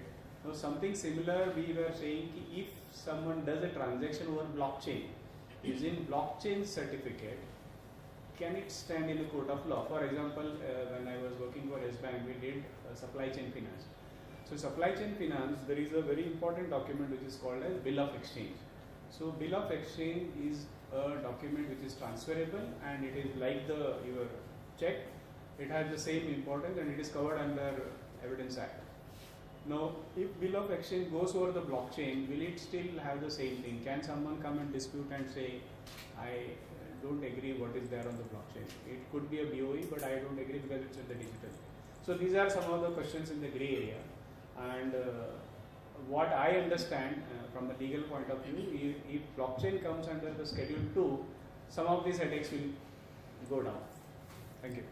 So I think, Ram, if you can give your perspective, because see here, the chance for entrepreneur is not just to do something for India, but they can be market maker, or they can be creating of this community platform that you are referring to for entire world sitting out of India, because the location is not important. So I think for audience, this will be very important as to what opportunities for them to play in this game. Fascinating discussion, right? I mean, the lawyer had a few very good points. Like the indigo, you were on there. No, I'll just make one observation before I come to your question. I think we sort of take stability and, well, I'm not an old guy, just read a lot of history. We sort of take stability and complacency for granted. We don't have to go too far back to hear stories about how people had to leave a country overnight. In fact, I was at the Fullerton Hotel in Singapore the other day, and this old guy was cleaning the corridor, and I was chatting with him. And he said, I've stayed in Singapore, but I've been citizens of 5 countries, right? So he started out with Malaysia, and then the Japanese, and then the US, and then and then Britain back again, and then Malaysia, and then Singapore, right? If you look at a lot of countries around the world, the powers that are supposed to take care of us, the powers that we think are going to govern us wisely, are the ones that overnight demonetize, sort of stop our money, we go to the ATM, put in the card, and we think we're going to get 1,000 rupees from the bank account. We don't get 1,000 rupees or worse. This 1,000 rupees is not worth what it was yesterday, right? I mean, look at Venezuela, look at Brazil, look at Zimbabwe. So that's one perspective, I guess. I think that's obviously the one perspective at the far right. Regulation is important, but I feel that regulation will always sort of lag innovation, and obviously innovation will. I think Travis Kalanick, not the best role model, he keeps saying, it's always better to ask for forgiveness than for permission.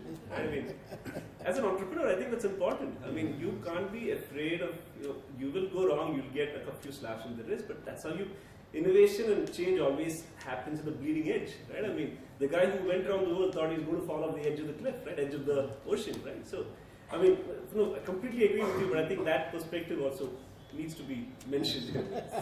Absolutely. But then, to your point, right? I mean, I think as an entrepreneur, it's probably the most exciting time, right? I mean, there are large industries with huge centralized behemoths who can't reinvent themselves, who have fundamental issues with actually moving to a new paradigm. I mean, and you have easy access to capital. So all you need is, you can be a hustler or a hacker. I mean, you always talk about a startup having a hustler who's the guy who throws on a suit and, the MBA or the marketing guy who pitches for funds, and the hacker is the guy who just eats pizza and keep programming, right? So, figure out what you are, and then, make a pitch, and then look at any industry you want to disrupt. It could be Ola or Uber. Why do you want an app there seeking economic rent for the simple act of connecting you with somebody that wants to provide you a ride? That's a decentralized play right there. When you look at payments, you look at healthcare. Why doesn't someone come up with an app that gives you credits for just every step you take, right? Just have verify that, and then you earn coins, and then give that data to insurers, and so it's literally.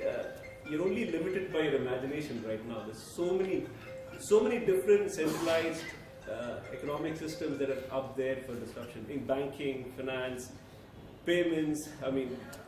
Truly limited by the imagination. Thanks. Thanks. Just one point, something interesting on the disruption. So there is a software, and it happens to be artificial intelligence, and from IBM staple it is called Watson.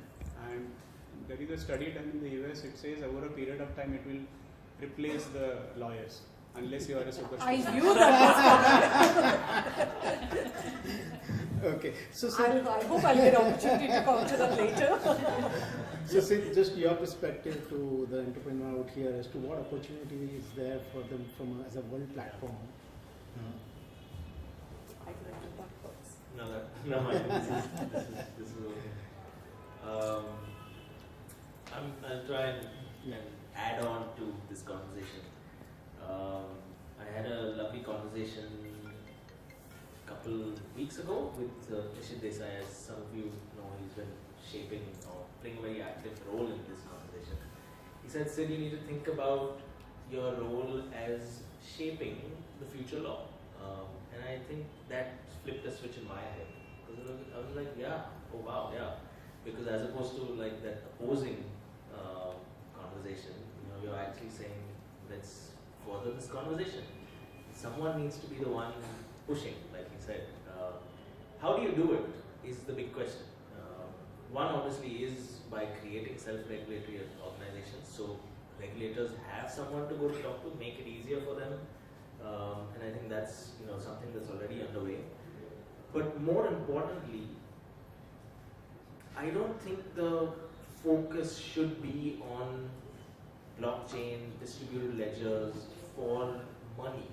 And this is radical because I think this is what most people think about blockchain and distributed ledgers for. Like I said, distributed ledgers is about counting stuff. What is that stuff we want to count? There's so much more we can count. It could be the particles in the air. It could be the biodiversity of the forest. It could be anything. And so there's a lot of value that blockchain will allow us to organize in ways that we never did. Take for example the Stanford Angels Network. It's a group of people. I'm not sure how you're structured, but I'm assuming there's no transactions between them. It's a network of people, and it's a trust network. None of this shows up on GDP. No one's paying any income tax because in the government side this is not value. But there is value. We all agree that there is value. This wouldn't happen without them. Distributed ledgers can allow us to organize that value. So non-fiat, non-monetary value, I think goes through the roof, and there is no one stopping that because it is not threatening the state's role. And I think that's what we need to focus on, because just like the actual value of the internet was not disrupting media, I think it's the way it's allowing us to engage with one another, which 20 years ago no one thought about. We didn't even think about that I would want to take a picture of my food and send it to 20 of my friends. But now we do. Culturally is a thing to do.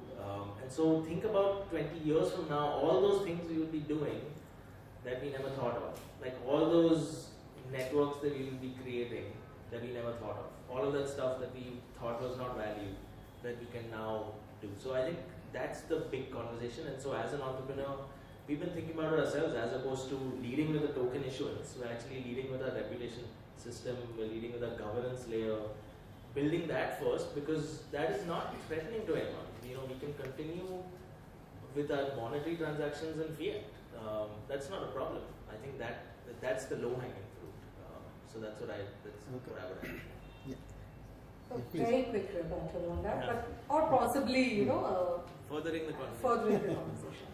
So that's a lovely way of putting it also. In fact, I have been part of creating or developing the law on this. I have presented before the Cryptocurrency Committee on the issue of legalizing it or otherwise. And I'm all with innovation and in case I gave you an idea of me being on the opposite team, that's not quite so. In fact, I'm very much there. It's just that I'm putting in a cautionary tale for people who are coming in because otherwise there is a lot of, I would call it wrong news or the stronger word for it, but it's just that there is opacity there. Therefore, I'm clarifying here, but at the end of the day, all for innovation and technology, and that's where I've presented before and I've answered this question. And as far as your question about lawyers being made redundant is concerned, That is nothing to do with RBI should worry as much about being made redundant as lawyers would be. Both of us are irreplaceable. You can take it as a good story or a bad story, but that's the way it is. Just let's take the blockchain as it stands today itself, right? Regulation or no regulation. Every aspect of it, and at the end of the day, from the technology itself and protecting the technology to ensuring enforcement of a smart contract, and to its evolution beyond that, you need lawyers. That's great news for us. Thanks. I think just in the interest of time, we have a few more questions, but I will not take that. I think we will have this panel discussion in form of question and answer. So, floor is open for audience to ask any questions. Yeah, please. The impression I got is that much of the discussion was on public blockchains. But there are private blockchains meant only for one single organization, completely permission based. And there are, let's say, consortium blockchain where it is not limited to one organization, but there are multiple nodes. The opportunity for innovation for entrepreneurs sitting here could be probably in private and in consortium blockchains. Correct. And would someone like to give us some examples of what could be done so that they can carry back a lot of value there. One example is we had a very interesting session here in the chamber on logistics, and there was a bank, IBM I think. Yeah, I was there. We both were there. Yeah, you were there. Yeah. And we were talking about how the port is connecting the shipping lines, the brokers. So can you just give an example of that, and then open up to what other opportunities are possible in private blockchains and consortium blockchains? Yeah, I think very good question. And I think because the initial presentation went around on the public side of it and not on the private enterprise, where at least as an organization which I represent, they are focused. So I would not answer. I would let Rajendra do that, because Rajendra, from his role at Yes Bank, they have implemented a pilot for this kind of permission blockchain network for trade finance. So Rajendra, why don't you just highlight this? Maybe then you can add it. So I mean, nowadays I mean that the distinction. No, that's fine. It's okay. It is very difficult to distinguish between public, private, and I also use a term called hybrid. But for practical purposes, we can give some specific definition. Like for example, the supply chain finance which we did in Yes Bank, I would call it more of a private, in the sense that the whole infrastructure was developed and implemented by Yes Bank. And Yes Bank's customers, those are like Bajaj Electricals was the example, could become a part of that. Now, if you want to make it public in the Bitcoin sense, what it means is you could have more entities, more banks, more customers coming over the public cloud, if I use that term. That's why I was saying it is very difficult to actually define. And they also start participating, but Yes Bank will still have the private, its own network. So it becomes a hybrid.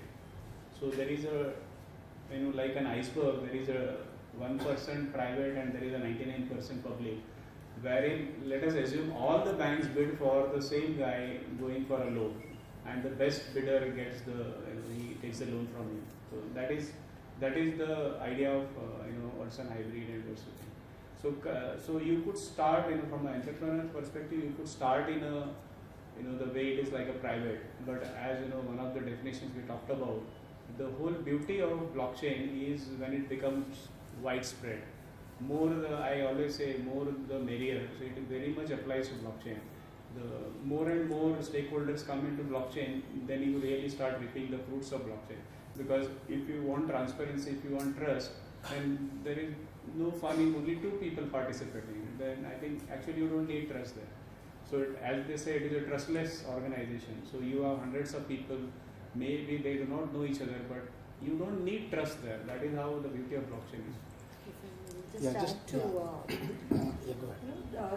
This conversation came up in the FinTech event in Vizag, where we were looking at it from a policy perspective. Now, when you apply it to, or when you opt for a private or a consortium kind of a blockchain, the difficulty that comes with it, like you pointed out, is that it's not cost effective. But it may be more viable for when you look at banks, for instance, because the very characteristic of a blockchain of transparency may become the problem when you talk about banks, because there you have to ensure privacy. Otherwise, you can't put banking, processes on a blockchain. So to answer the second part of your question also, the manner or the purpose for which blockchain technology is being adapted could possibly decide whether it is going to be private or permissioned. Because I can think of a million other use cases also, for litigation, for courts. These are just possibilities, We can think about it as IPR, not just to protect the blockchain, but also to drive it further. Land records. Land records. And I mean, like, there are already so many use cases, and a lot of it, in fact, IBM is spearheading it. But given all these options, you can then see already when we talk about the thing, that let's take health records for instance. Can we really make it into a permissionless process, right? We may not be able to. Banking, I personally feel, banking or broadly fintech itself, I feel it will become difficult. So there are three things I would say when we are looking at it as permissionless or permission. Cost, because then if you're going to make it permission, then why bother with the blockchain at all? Two is transparency and more transparency. Is that a field which would encourage or benefit from the transparency? And the third is, what is the purpose behind the whole thing? How many people do you want involved in it? And what is going to be, like he said, more than merry may work better on certain aspects. So you may have to distinguish, and even in that you may have to then bring in the hybrid. Sure. So let me just take a few minutes only just to highlight few use cases compressed in just a couple of minutes. Essentially anything where you need trust, and in a business network, forget about public community and the large population at large, but just think about where various people transact business, they require trust, and where it can help. So few of the example which immediately comes in my mind is, if you see in finance, right, the amount of documentation which is required for international LC payment or trade finance across the border, or if you see amount of trust, when you have to do any audit within a large company or a conglomerate, the amount of effort goes. If you have a trust-based system which is automatically fed from multiple systems, the audit job becomes extremely simple. Or thinking about a food provenance. So for example, some time back, if you recollect, meat from China was rejected and all the thing because of the some contamination over there. Now, if you can actually define and guarantee the provenance that yes, this particular meat originated from this farm and it can be traced back. Or for example, some time back, Walmart rejected all the well-spun, towels and some of the other stuff, that it's not Egyptian cotton. As long as now this company can ensure that their client in this entire chain, that it is originating from this place, then I processed it and then it came to you in the supply chain, then it adds tremendous value. In case of art or a high value assets, for example, one company is doing this for the diamond, whereby right from a high value diamond, it is not sourced from a blood money or by terrorists in some African countries, but it's coming from a genuine source. Then it can trace this entire journey through various places where it exchange the hand, right? So there are enormous use cases for any of the entrepreneur to do that. And obviously there are pluses and minuses. When you do a enterprise blockchain, it's very specific to companies, and the scalability in the sense that you might not overnight become a huge company like Facebook or something like that, or some ICO. And when you are playing in an overall larger space, that is there, but the risk in enterprise is lower. So that's my perspective, right? One more thing that could decide it also is whether you're using cryptocurrency or tokens versus fiat currency for a permission. Okay. Any other question? Yeah, there's a question. Actually, now we have to stop. Sure, here. last question, I think. You can take one question. Okay, yeah. Just one question, that's it. Like you spoke a lot about the blockchain technology. Can you speak about the hash graph which is coming over, and And how do you see that scaling up? Because there's a lot of cost involved when you develop a blockchain architecture. So where does the hash graph, come in? And what do you see the future of blockchain versus hash graph? Maybe Ram, you would want to take this question. I'm not an expert in hashgraph, but you want to go with that. Can we take this in the next networking session? Because Sure. No, let's just complete, right? So continue if you have. Yeah. I mean, you want to go with the system that has had the maximum number of development that has gone into it. So the Bitcoin blockchain, for example, is now 9 years old. It's got 500 exahashes of computing power behind it. It's got a huge bounty program, meaning at any given point in time, multiple people are trying to hack into it, right? So hashgraph is still relatively new. The technology is not proven. It could be something interesting. It could fundamentally address the scaling issue that Bitcoin has. But at the moment, I would say it's still the verdict is out. The jury's still out there. Okay. I think I just want to thank all the panel members, I think, for making this very interesting discussion. And maybe just in interest of time, we could not answer many questions, but during the networking break, we can take those questions. So once again, thank you, Ram. Thanks, Rajendra. Thanks, ma'am. Thanks, Ed. Thank you very much. Thank you, sir. Just a minute, just a moment. We would like, I'll request Mr. Raj Nayak to present a token to Mr. Jatin Meswani, the moderator. Thank you very much. I would request him to present a memento to Ms. Napinai NS and to Mr. Rajendra Malasekar. You want to take a picture, so right? And then a picture, a group picture, please. Yeah. A group photo, yeah. Thank you. Thank you. Thank you. Thank you.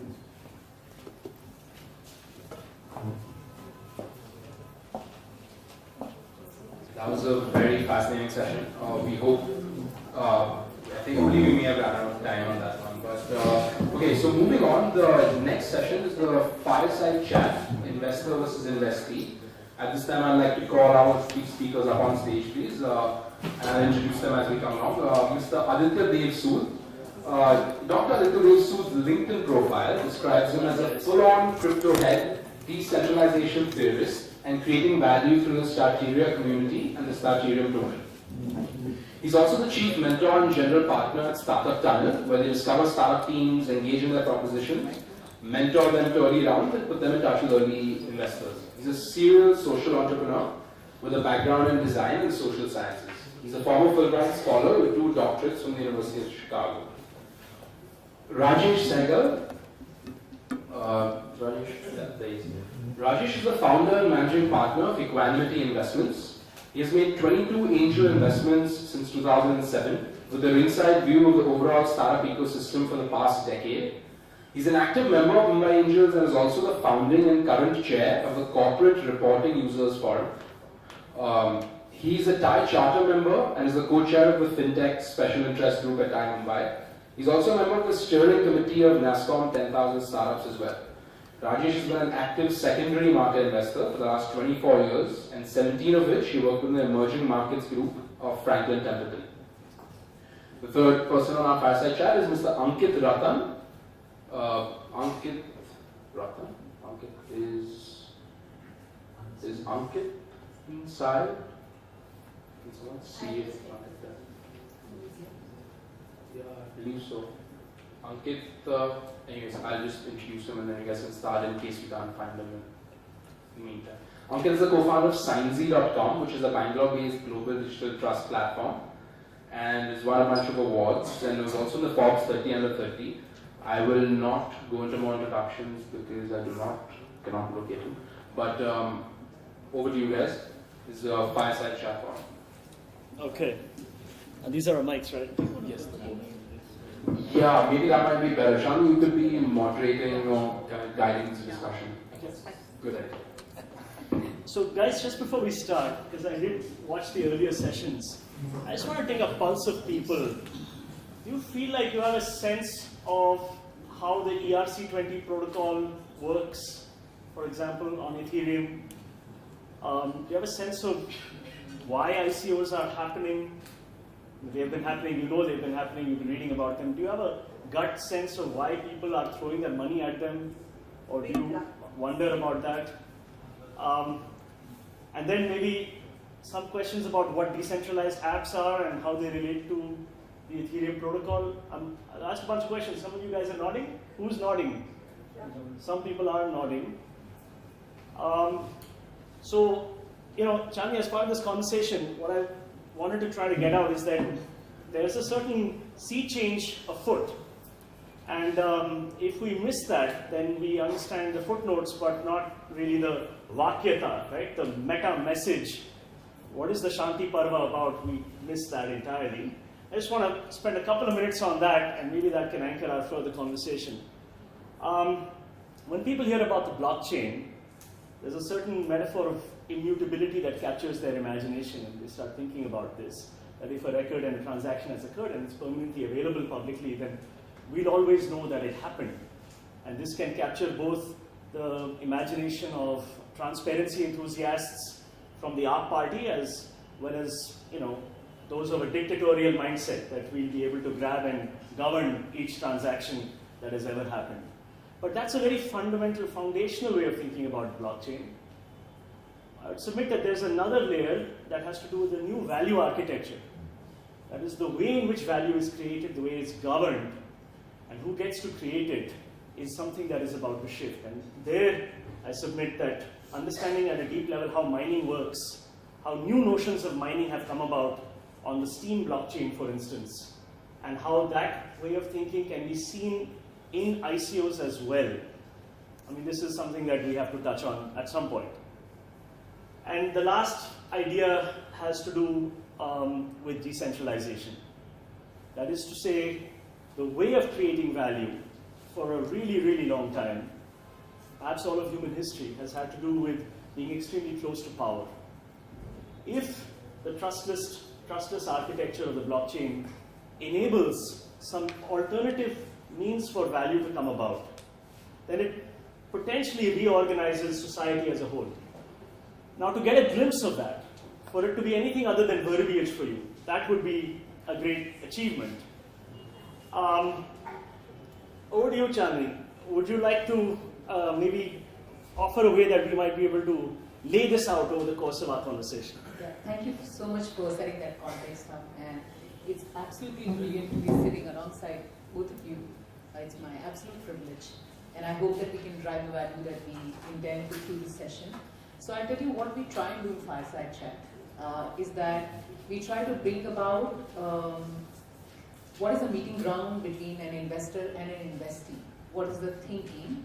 And here we are thinking that an investor is going to be, what are the blocks to blockchain, so to say, in terms of assimilation. And I'm thinking, because Ankit's not here, maybe you could wear the hat of, and in the sense of, startup, from a startup perspective, from the one who's developing technologies and you're incubating that, you could wear that hat and talk about what are the technologies you're reading in, how can you make it compelling and interesting for an investor like Rajesh. Rajesh is an extremely innovative investor. He's been quick on the take. He's kind of, rushed in headlong into ideas even before time. So Rajesh can give us this perspective as to what are the blocks, why is it, the quantum of funded startups in the crypto economy space. And most of the investors, and I talk on the behalf of Mumbai Angels Network, most of us are still wondering how to get in. What is fundable, what is not fundable, what is value, what is not value, how do I actually evaluate, what is valuation. It's so confusing, the whole landscape, right? So let's dive in. And then, does that sound? Yeah, let's dive in. Does it sound like a content? At the very first, I think, major blockchain conversation here in Bombay, which was about 6 months ago, we had a panel about the future of VC in a world of blockchain. And one of the topics of conversation there was कि भाई VC हमें बहुत पहले से पता है. It's a standard खेल, fiat for equity, right? I'm sitting on a pile of fiat money. You've got some worthless equity. Let's trade. Okay, how's that conversation? Well, capital is scarce. Your equity is worthless. blockchain token ki duniya mein, I'm sitting on a bunch of Ethereum blockchain, let's get this right. You're sitting on a bunch of crypto, old crypto, worthless Bitcoin, Ethereum, that's already maxed out. That going 10x, unlikely. 20x in the fullness of your lifetime, maybe.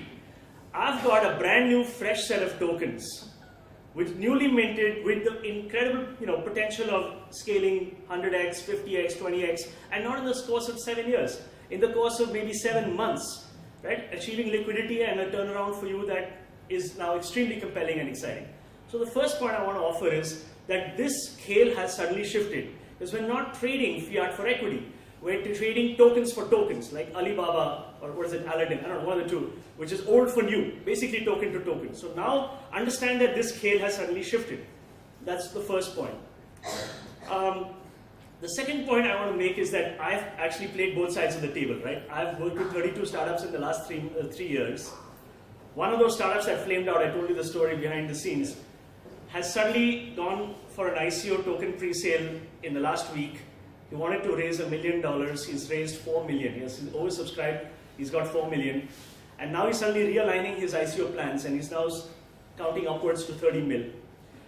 All of this without touching a single angel investor. So now this is like, the roadrunner running past your screen. And so you're like, okay, us angels, early stage investors, we got to get involved. Poof! And massive token sales are happening at a global level.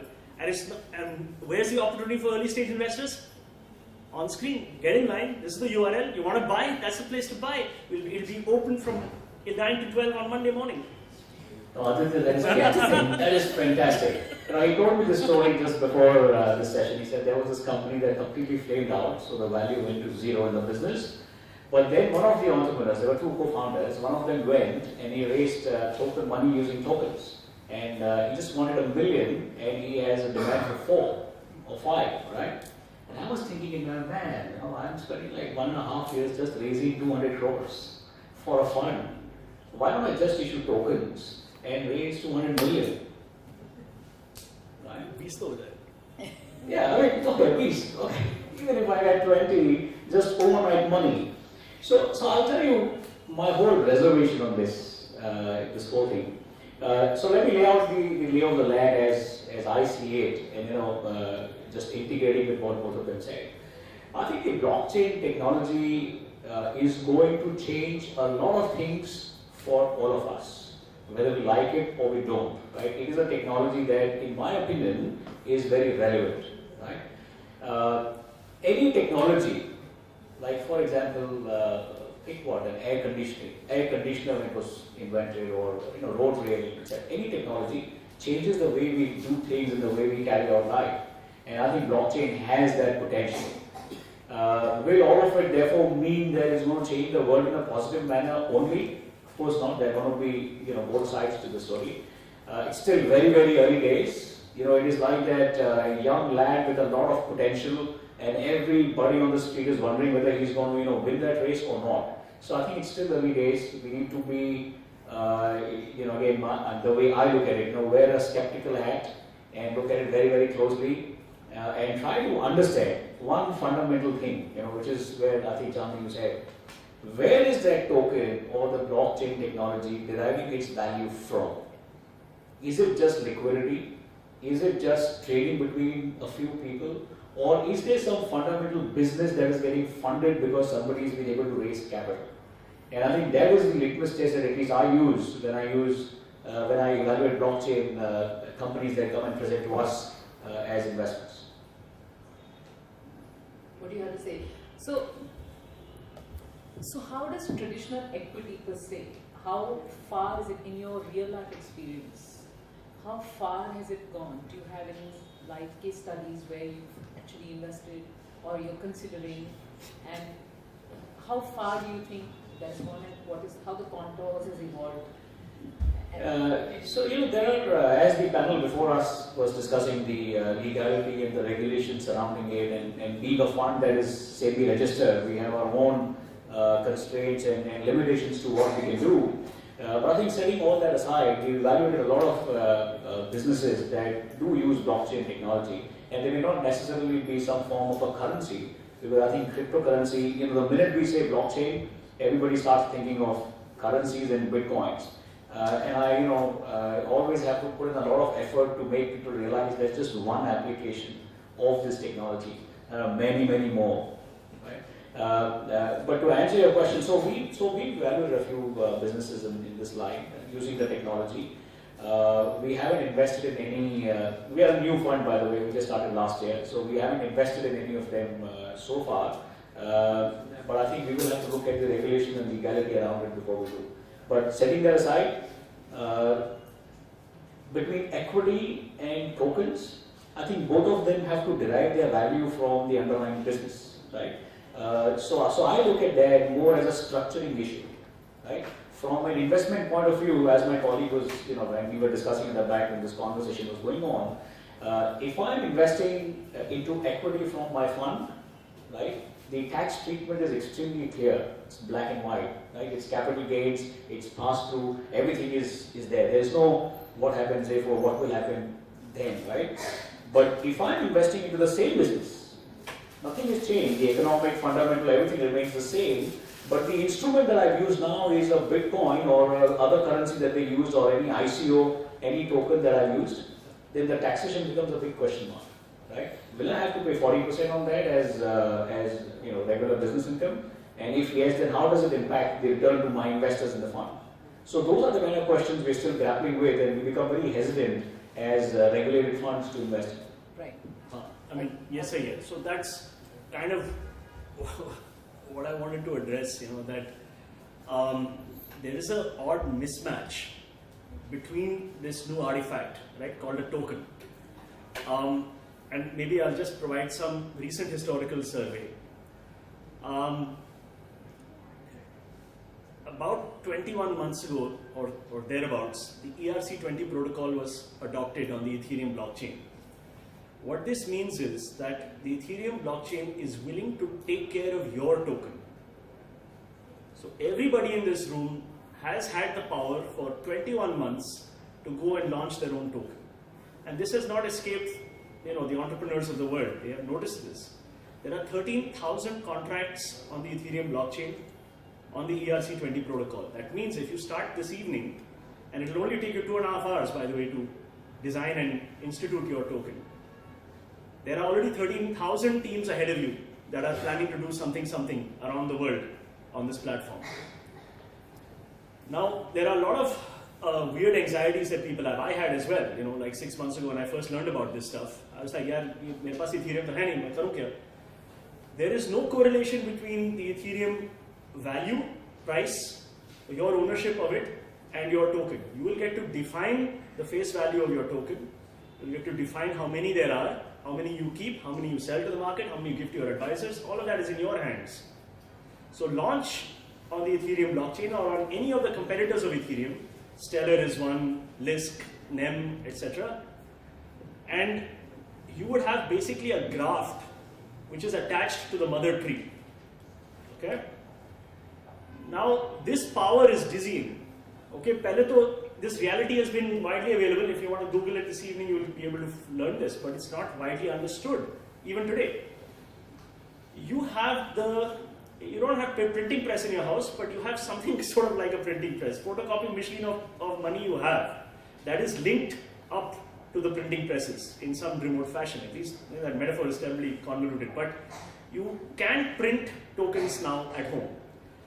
How should you think about these tokens?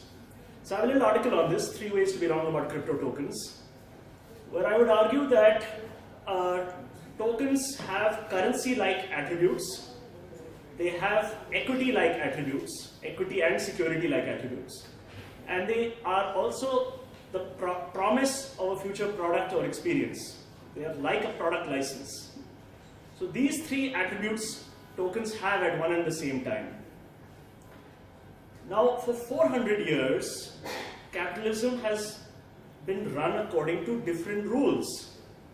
The rule is that the crown regulates your authority to issue scrip, and it retains the power of coinage. This is known to you. these rules have suddenly shifted. And if you're not paying attention to this, then I'm afraid you're going to be involved in some incremental activities, but not the big picture, the big game which has suddenly changed. So just for that, from an investor's perspective, since token are inherently in that aspect unstable, in that way, right, or volatile, so how do you ensure value?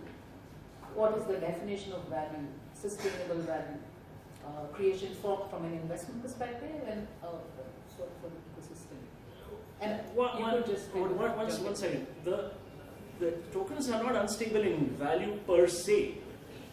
I mean, they derive their value from market forces. There is a tremendous amount of speculation in the market. There is pumping and there is dumping, and there is a token launched out of Vizag. Actually, there's a Coin Lancer token was launched late last year. They raised $11 million. Each token was valuated at 25 cents. It's now trading at 4 cents. Right? The same phenomena that you experience with penny stocks as IPOs on the Sensex, that immediately after the IPO they come in like flag and they sort of dip below their offer price. A lot of ICOs have that phenomenon. Let's even argue, I mean, there's no reason not to stipulate, we have the data behind us. All the ICOs that have happened since April of last year, 80% of them will fail to deliver on their original promise. But then why would that surprise you? 8 out of 10 of your early stage investments don't come good either, I assume. They don't come good for me, so they don't come good for you, I hope.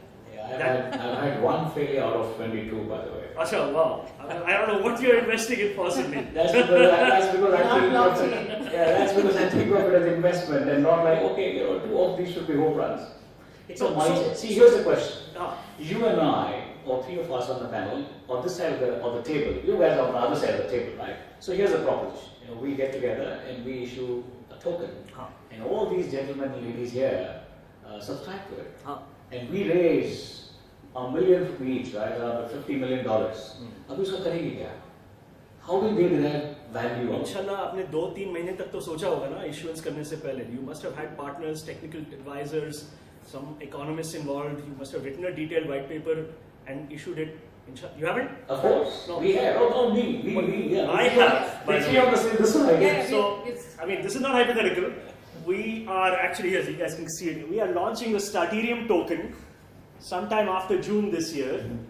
And I spent 6 months on the project. I have a financier, banker with 25 years, Bank of America Merrill Lynch from Helsinki. I have an exited entrepreneur from Chennai, cryptographically trained in Germany. So this is a hardcore team that has been intent on designing the purpose of the token, its economic flow within the ecosystem. And we've been building the community for the last 6 months. So that is the way in which you launch a token, that there is a community there to receive it. And there is a well thought through and engineered mechanism how the token flows. Now, best laid plans can still go south and sentiment can turn. What I would like to argue, if you'll give me a second, is that we're seeing a massive democratization of early stage investment, wherein if you have $250 lying around, you can participate in an ICO, right? I mean, maybe not if you're an American, but if you're in any other part of the world, you can, for now. And it's not clear that this is a bad thing, even if majority of the ICOs fail. Because it's increasing the total amount of investment that goes into innovation. So even if a tenth of those ICOs result in fungible projects, that's an incredible benefit to the world. I agree with that. I have no qualms with that.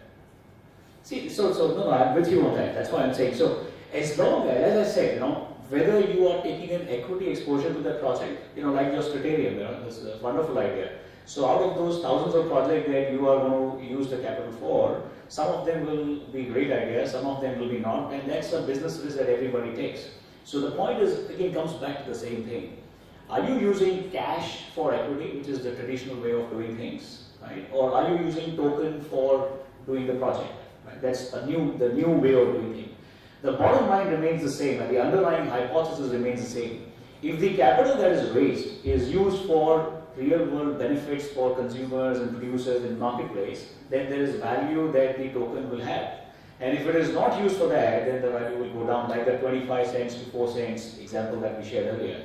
So the way to think of it as investors, to my mind, is very simple. It's an instrument that can be used to provide capital to an idea or to innovation that can change our lives.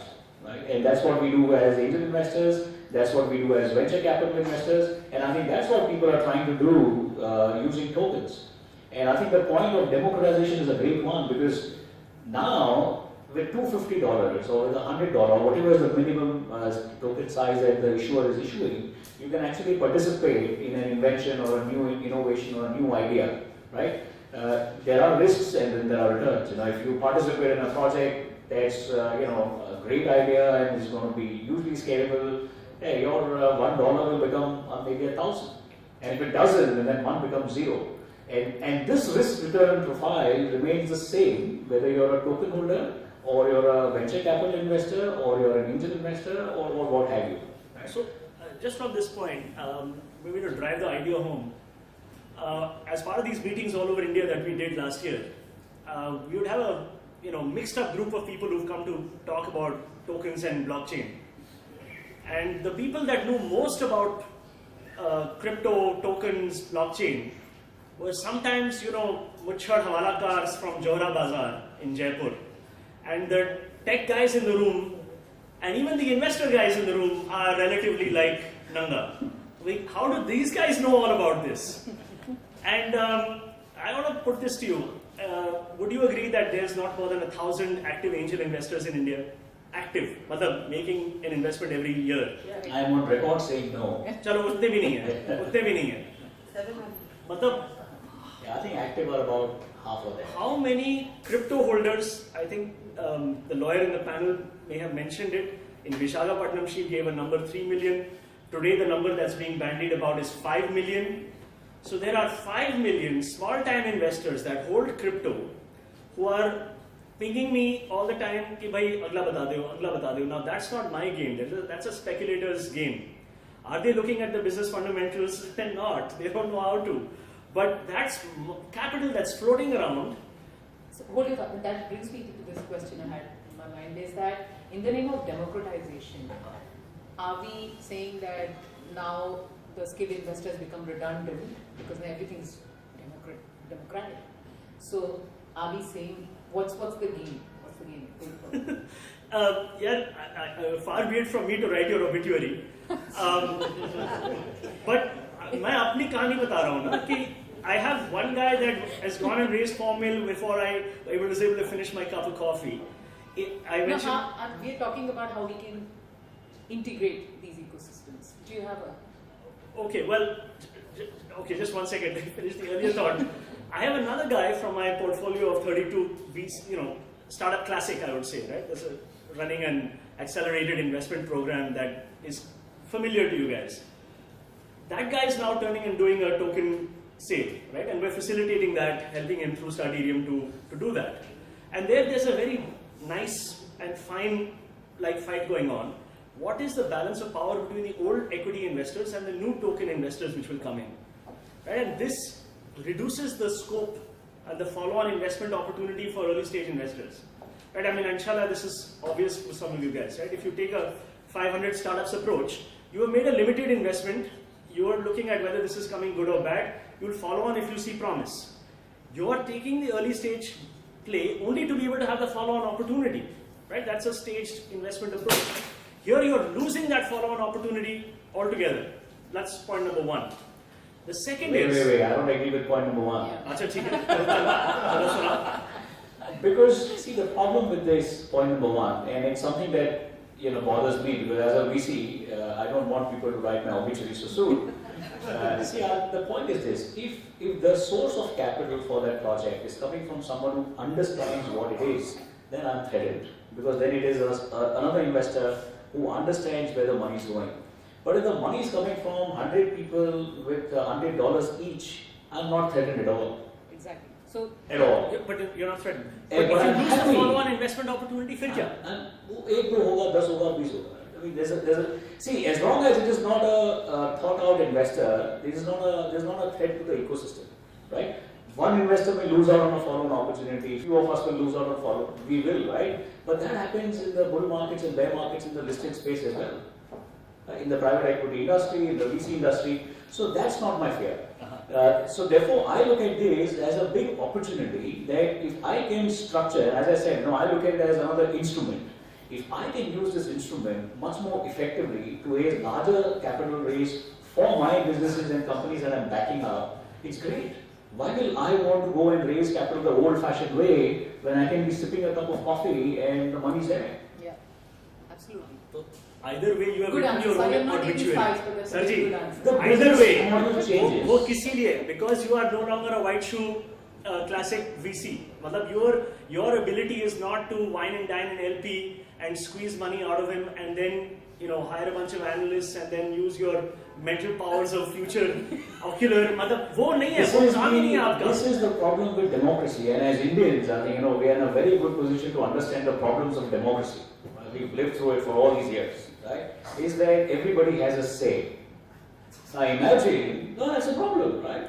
It has its pros, but it has its cons. Now imagine you have written that white paper with the guy from wherever and all of that, or I have written that, and everybody's given me this $100, $200, $500. I've collected $10 million and I funded a project, and that damn project failed.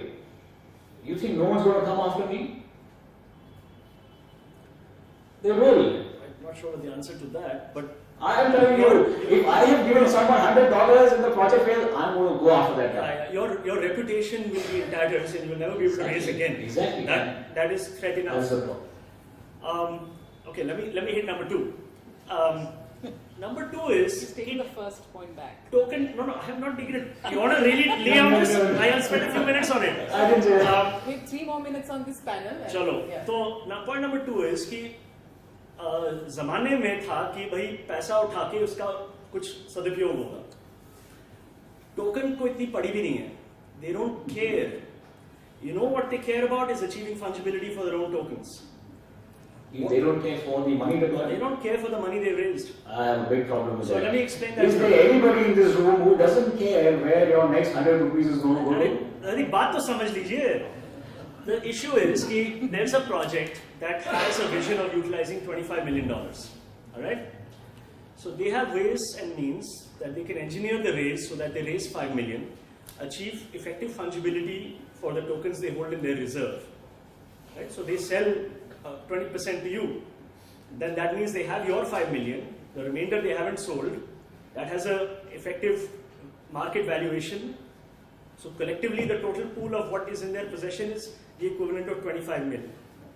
So do that maths in your mind a little bit. When people are in the business of minting money, There is nobody's business of minting money. I don't check. So that's the problem I have. So I understand this 5 and 25 because I do that every day. When I value a business and I give them $1 million and I take 10%, I am valuing them at 10 million. I do that every day. I get that economics. But when you're saying it's just for creating more money and more wealth for everybody without creating value in the real world, I have a problem there. ऐसे तो कोई नहीं कह रहा है. Value भी तो बन रहा है. But the point is that the role of capital in productivity, that I submit as a hypothesis, unprovable, is crashing. And I think that's where, and that's my message to most people, entrepreneurs who are looking at issuing tokens and etc. It's always I share this message. I say, you know what, do it. It's just India, for example. I mean, India, in my opinion, we are a very, very, very, and I can't stress on the very. We are a very capital deficient society. We can get capital from anywhere to build anything. It's always welcome, right? Whether the money comes from people who understand where the money is going or speculators who don't care where the money is going. I don't care where the money comes from. We need that capital. So if our governments and our regulators allow all of this to be fungible and or regulated in whatever fashion they can, by definition you can't regulate it, and I get that. But I think if you open the gates and if entrepreneurs are able to raise this capital easily, I think it's great for all of us. But please keep sight on what is it the capital you're raising for. What value is it going to create in the real world? हाँ चलो तो इसी बात में हाथ मिलाते हैं. Okay, excellent. I think that's Great, thank you. This was like, actually you guys were like absolutely brilliant. This is the best panel I've always ever sat on. So thank you so much for. If there are questions, we can't take them. Please take it offline. We have no time. I hope the conversation was useful for all of us. Yeah, I The think idea you guys was, were fantastic. Please, a round of applause for our.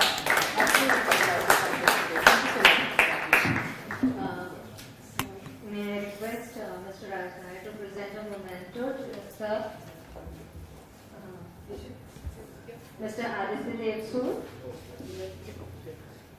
Cheers. I've been told that I have to look at the camera. Oh, right. Thank you. The next I'm to going to come from that side. Mr. Rajesh Sanders. Okay. thank you, sir. Thanks for having me. These two guys have given us the most amazing panel discussion ever. Thank you. Absolutely. We're going to have And thank you, Charlie, for visiting.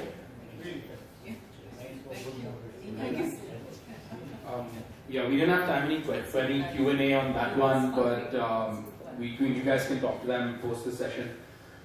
So we're running late. So moving on to the Power Blitz session, which is a Mumbai Indians pitch session on, which is going to be 2 startups. So we're going to pitch on a timer. So Shani, on the... Yeah, sure. That's just 1 minute. Okay, great. So we're going to have only one startup do that. Understand? My name is Monish Sharma. We're going to take a brief detour away from blockchain and go to something which is probably considered to be the complete opposite of blockchain. We're going to farming, right? And afterwards we'll come back to blockchain because our underlying technology is blockchain. Our ultimate goal is actually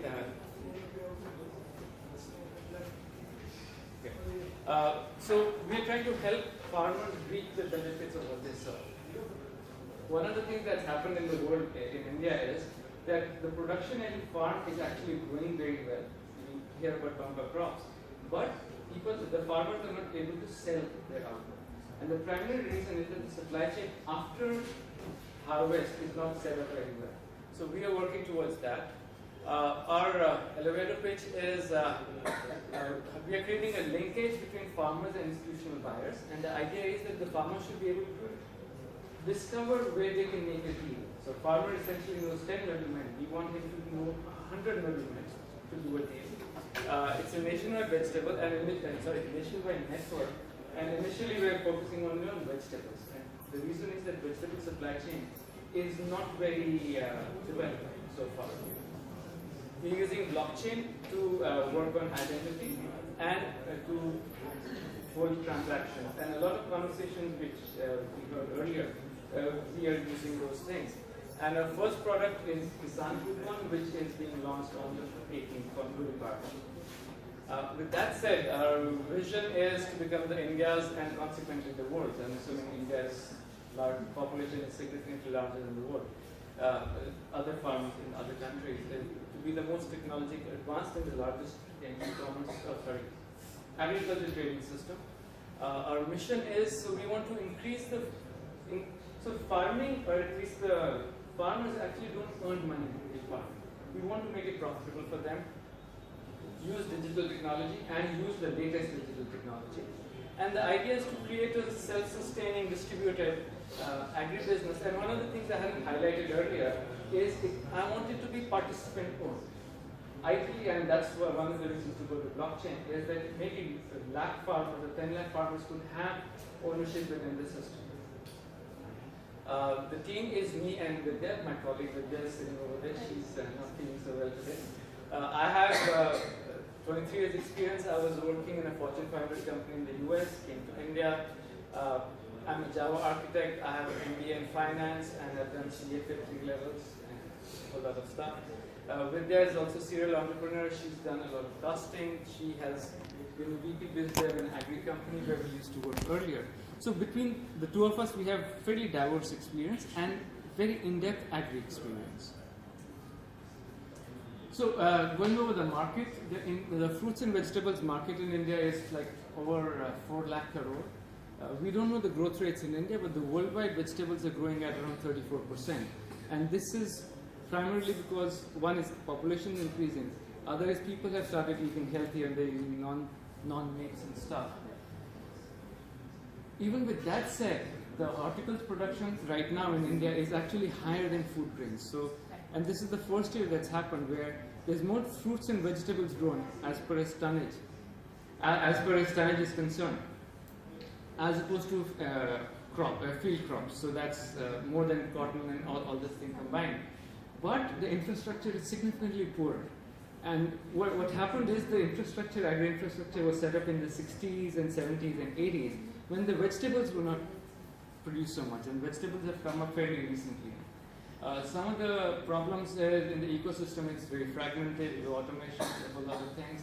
Another side is that there's actually just too much variety in vegetables. I was surprised to hear that there's 57 varieties of green chilies, and each one has different growing characteristics, and getting something comprehensive for that is difficult. Now, with all that said, essentially the problem we're trying to solve is a matching problem. A farmer wants to sell 10 tons of vegetables once a year, or maybe thrice a year if he has 3 crops. But the institutional buyers on the other side essentially want to buy 100 tons every week because they're exporting or that's being consumed. And that is a huge gap. And that's what we are trying to, we're working on addressing. Another way to see it is, and this is a very, very rudimentary picture. You can see there's farmers, there's graders, packers, middlemen, cold storage, transporters, institutional buyers. Each one looks like maybe some people here and there, but they might know 10 people or 15 people or 20 people. But that's a very limited scope. And so one way to see it is, this is the problem Uber solved. We're looking for a cab, or at least talking about auto rickshaw and Ola, is I'm standing here and I need a rickshaw and the rickshaw is just around the corner, but I would never find it if it wasn't for Ola. So that's where, that's one of the ways we want to work on. Currently the challenge for farmers is that there is no opportunity to connect. Like they don't know whom to get in touch with. And even if they get in touch with somebody, there is no way to trust that person. So that's what we want to address. On the challenges for business, the bigger thing is that there's too much geographic dispersion in India, and getting in touch with farmers is extremely hard and expensive. There's a lot of complexity, and scalability has been a big issue in going nationwide in the agriculture sector. Okay. Right. So we are slightly early in the formation stage. So this is a graphic which kind of explains what we want to do. The bottom left-hand corner box is identities. That's what. So what we realize is that the basis of all communication has to be identity. And luckily for us, Aadhaar got introduced a few years ago. And Aadhaar is the unique way for us to create identity for each farmer. So we're starting with that. Our product Kisan Coupon is launched, like I said. When you go on the box above, which is Harapar, and that's one way to see it, it's a social network plus a marketplace. Social network is like LinkedIn in the sense of so the example I see is when I started working, if I needed to find somebody, I was looking for a job. There's no way to find out who works in that particular company. But with the advent of LinkedIn, I can go to Mahindra and say, okay, this person works in the automotive department, and I can connect them. That's one of the aspects of what we want to do. And the other, and India Mart in the sense you can advertise yourself. So a farmer or an intermediary can see who is working on that and know their characteristics, and also create a marketplace of something like NCDEX where transactions can happen online. So the path would go is identity would go to discover, to interact and transact. And based on how people behave on the transactions, reputation will be built. One of the assumptions the panelists talked earlier, that is a blockchain-based contract actually a legal contract? It may be, it may not be. So the way we are working on is that even if it's not legal contract, the person who breaks the contract should have consequences. And the consequence is that it gets reflected in their reputation. So like Aditya was saying earlier, if somebody cheats, everybody should know about it. So that's the second part. And the bottom third, on the bottom right-hand corner, is we're going to get a lot of opportunity for proprietary training in vegetables. So that's where we are. I'll go into a Kisan Coupon thing. So the Kisan Coupon is fairly innovative. What we think it's innovative.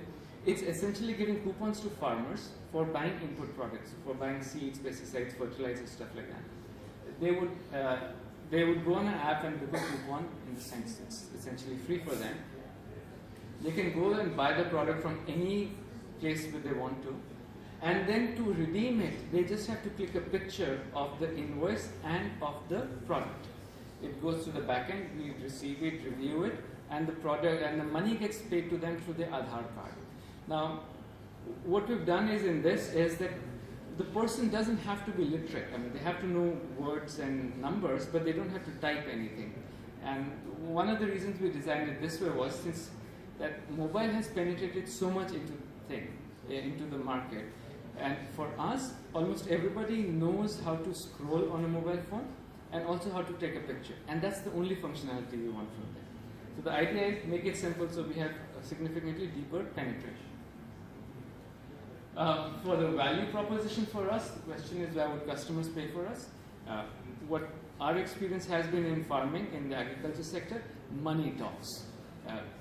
If people will earn more money, if there's an opportunity to earn more money, they will go ahead and adopt new technology. If you say it's good for the environment or anything like that, it doesn't work. So for us, all our systems are designed so that they get to earn more money, consequently we get to earn more money. It's a low-cost solution, it's all online, so fairly low infrastructure cost. And with designing the products to be very easy. How we are different from our competitors, and this is, I'm talking about other companies. For one, we're actually easy to use. If you go to a website called like any of the Indian government websites, those are super complex. I mean, I am a techie. I was there when the internet was born. I was one of the first users, and I cannot figure out what those websites are. So we're very easy to use. We have a low cost and a direct connection to farmers, which other people don't have. And consequently, what I'm calling Harabag feed, it hasn't come up with anything, is that once farmers get used to Kisan Coupon using the app, we could do a lot of communication with them. So we could be giving them coupons and also asking them to sell us products, or we can buy from them. We have a nationwide reach, and we are language agnostic. Market traction, we started last year. We did a pilot in Harabag. We signed up 3,000 farmers. This was all through Facebook, no personal interaction with them. We worked with 5 institutional buyers, and we had 11 learning deals. And learning actually means that we didn't complete the transaction, but each time we figured out where the problems were or what needs to be addressed. And that learning is what we're using for Harabag. Within Kisan Coupon, we're launching the app next week. We're talking with 14 FPOs. That's an FPO is a farmer producer organization, which is a collection of farmers. They have around 8,000 farmers overall. So they'll be using the Kisan Coupon app. And we have 7 vendors with us. And the large vendors, the MNCs, we talked with them, and they are waiting for us to get some traction. For them, it's 5,000 farmers, and they will be giving us coupons. On the competitive landscape, it's thousands of small-scale businesses. There's no large presence in the business. Lots of smaller ones, and even companies like Mahindra and ITC, though they are big in absolute scale, in the big ecosystem, they might be 0.5% or even smaller. Because the reason being, it's a lot of variety in crops, a lot of variety in geographies, and so on and so forth. And they are actually very low entry barriers in the industry. Almost anybody can start trading. You pick up a phone and you can make the collection.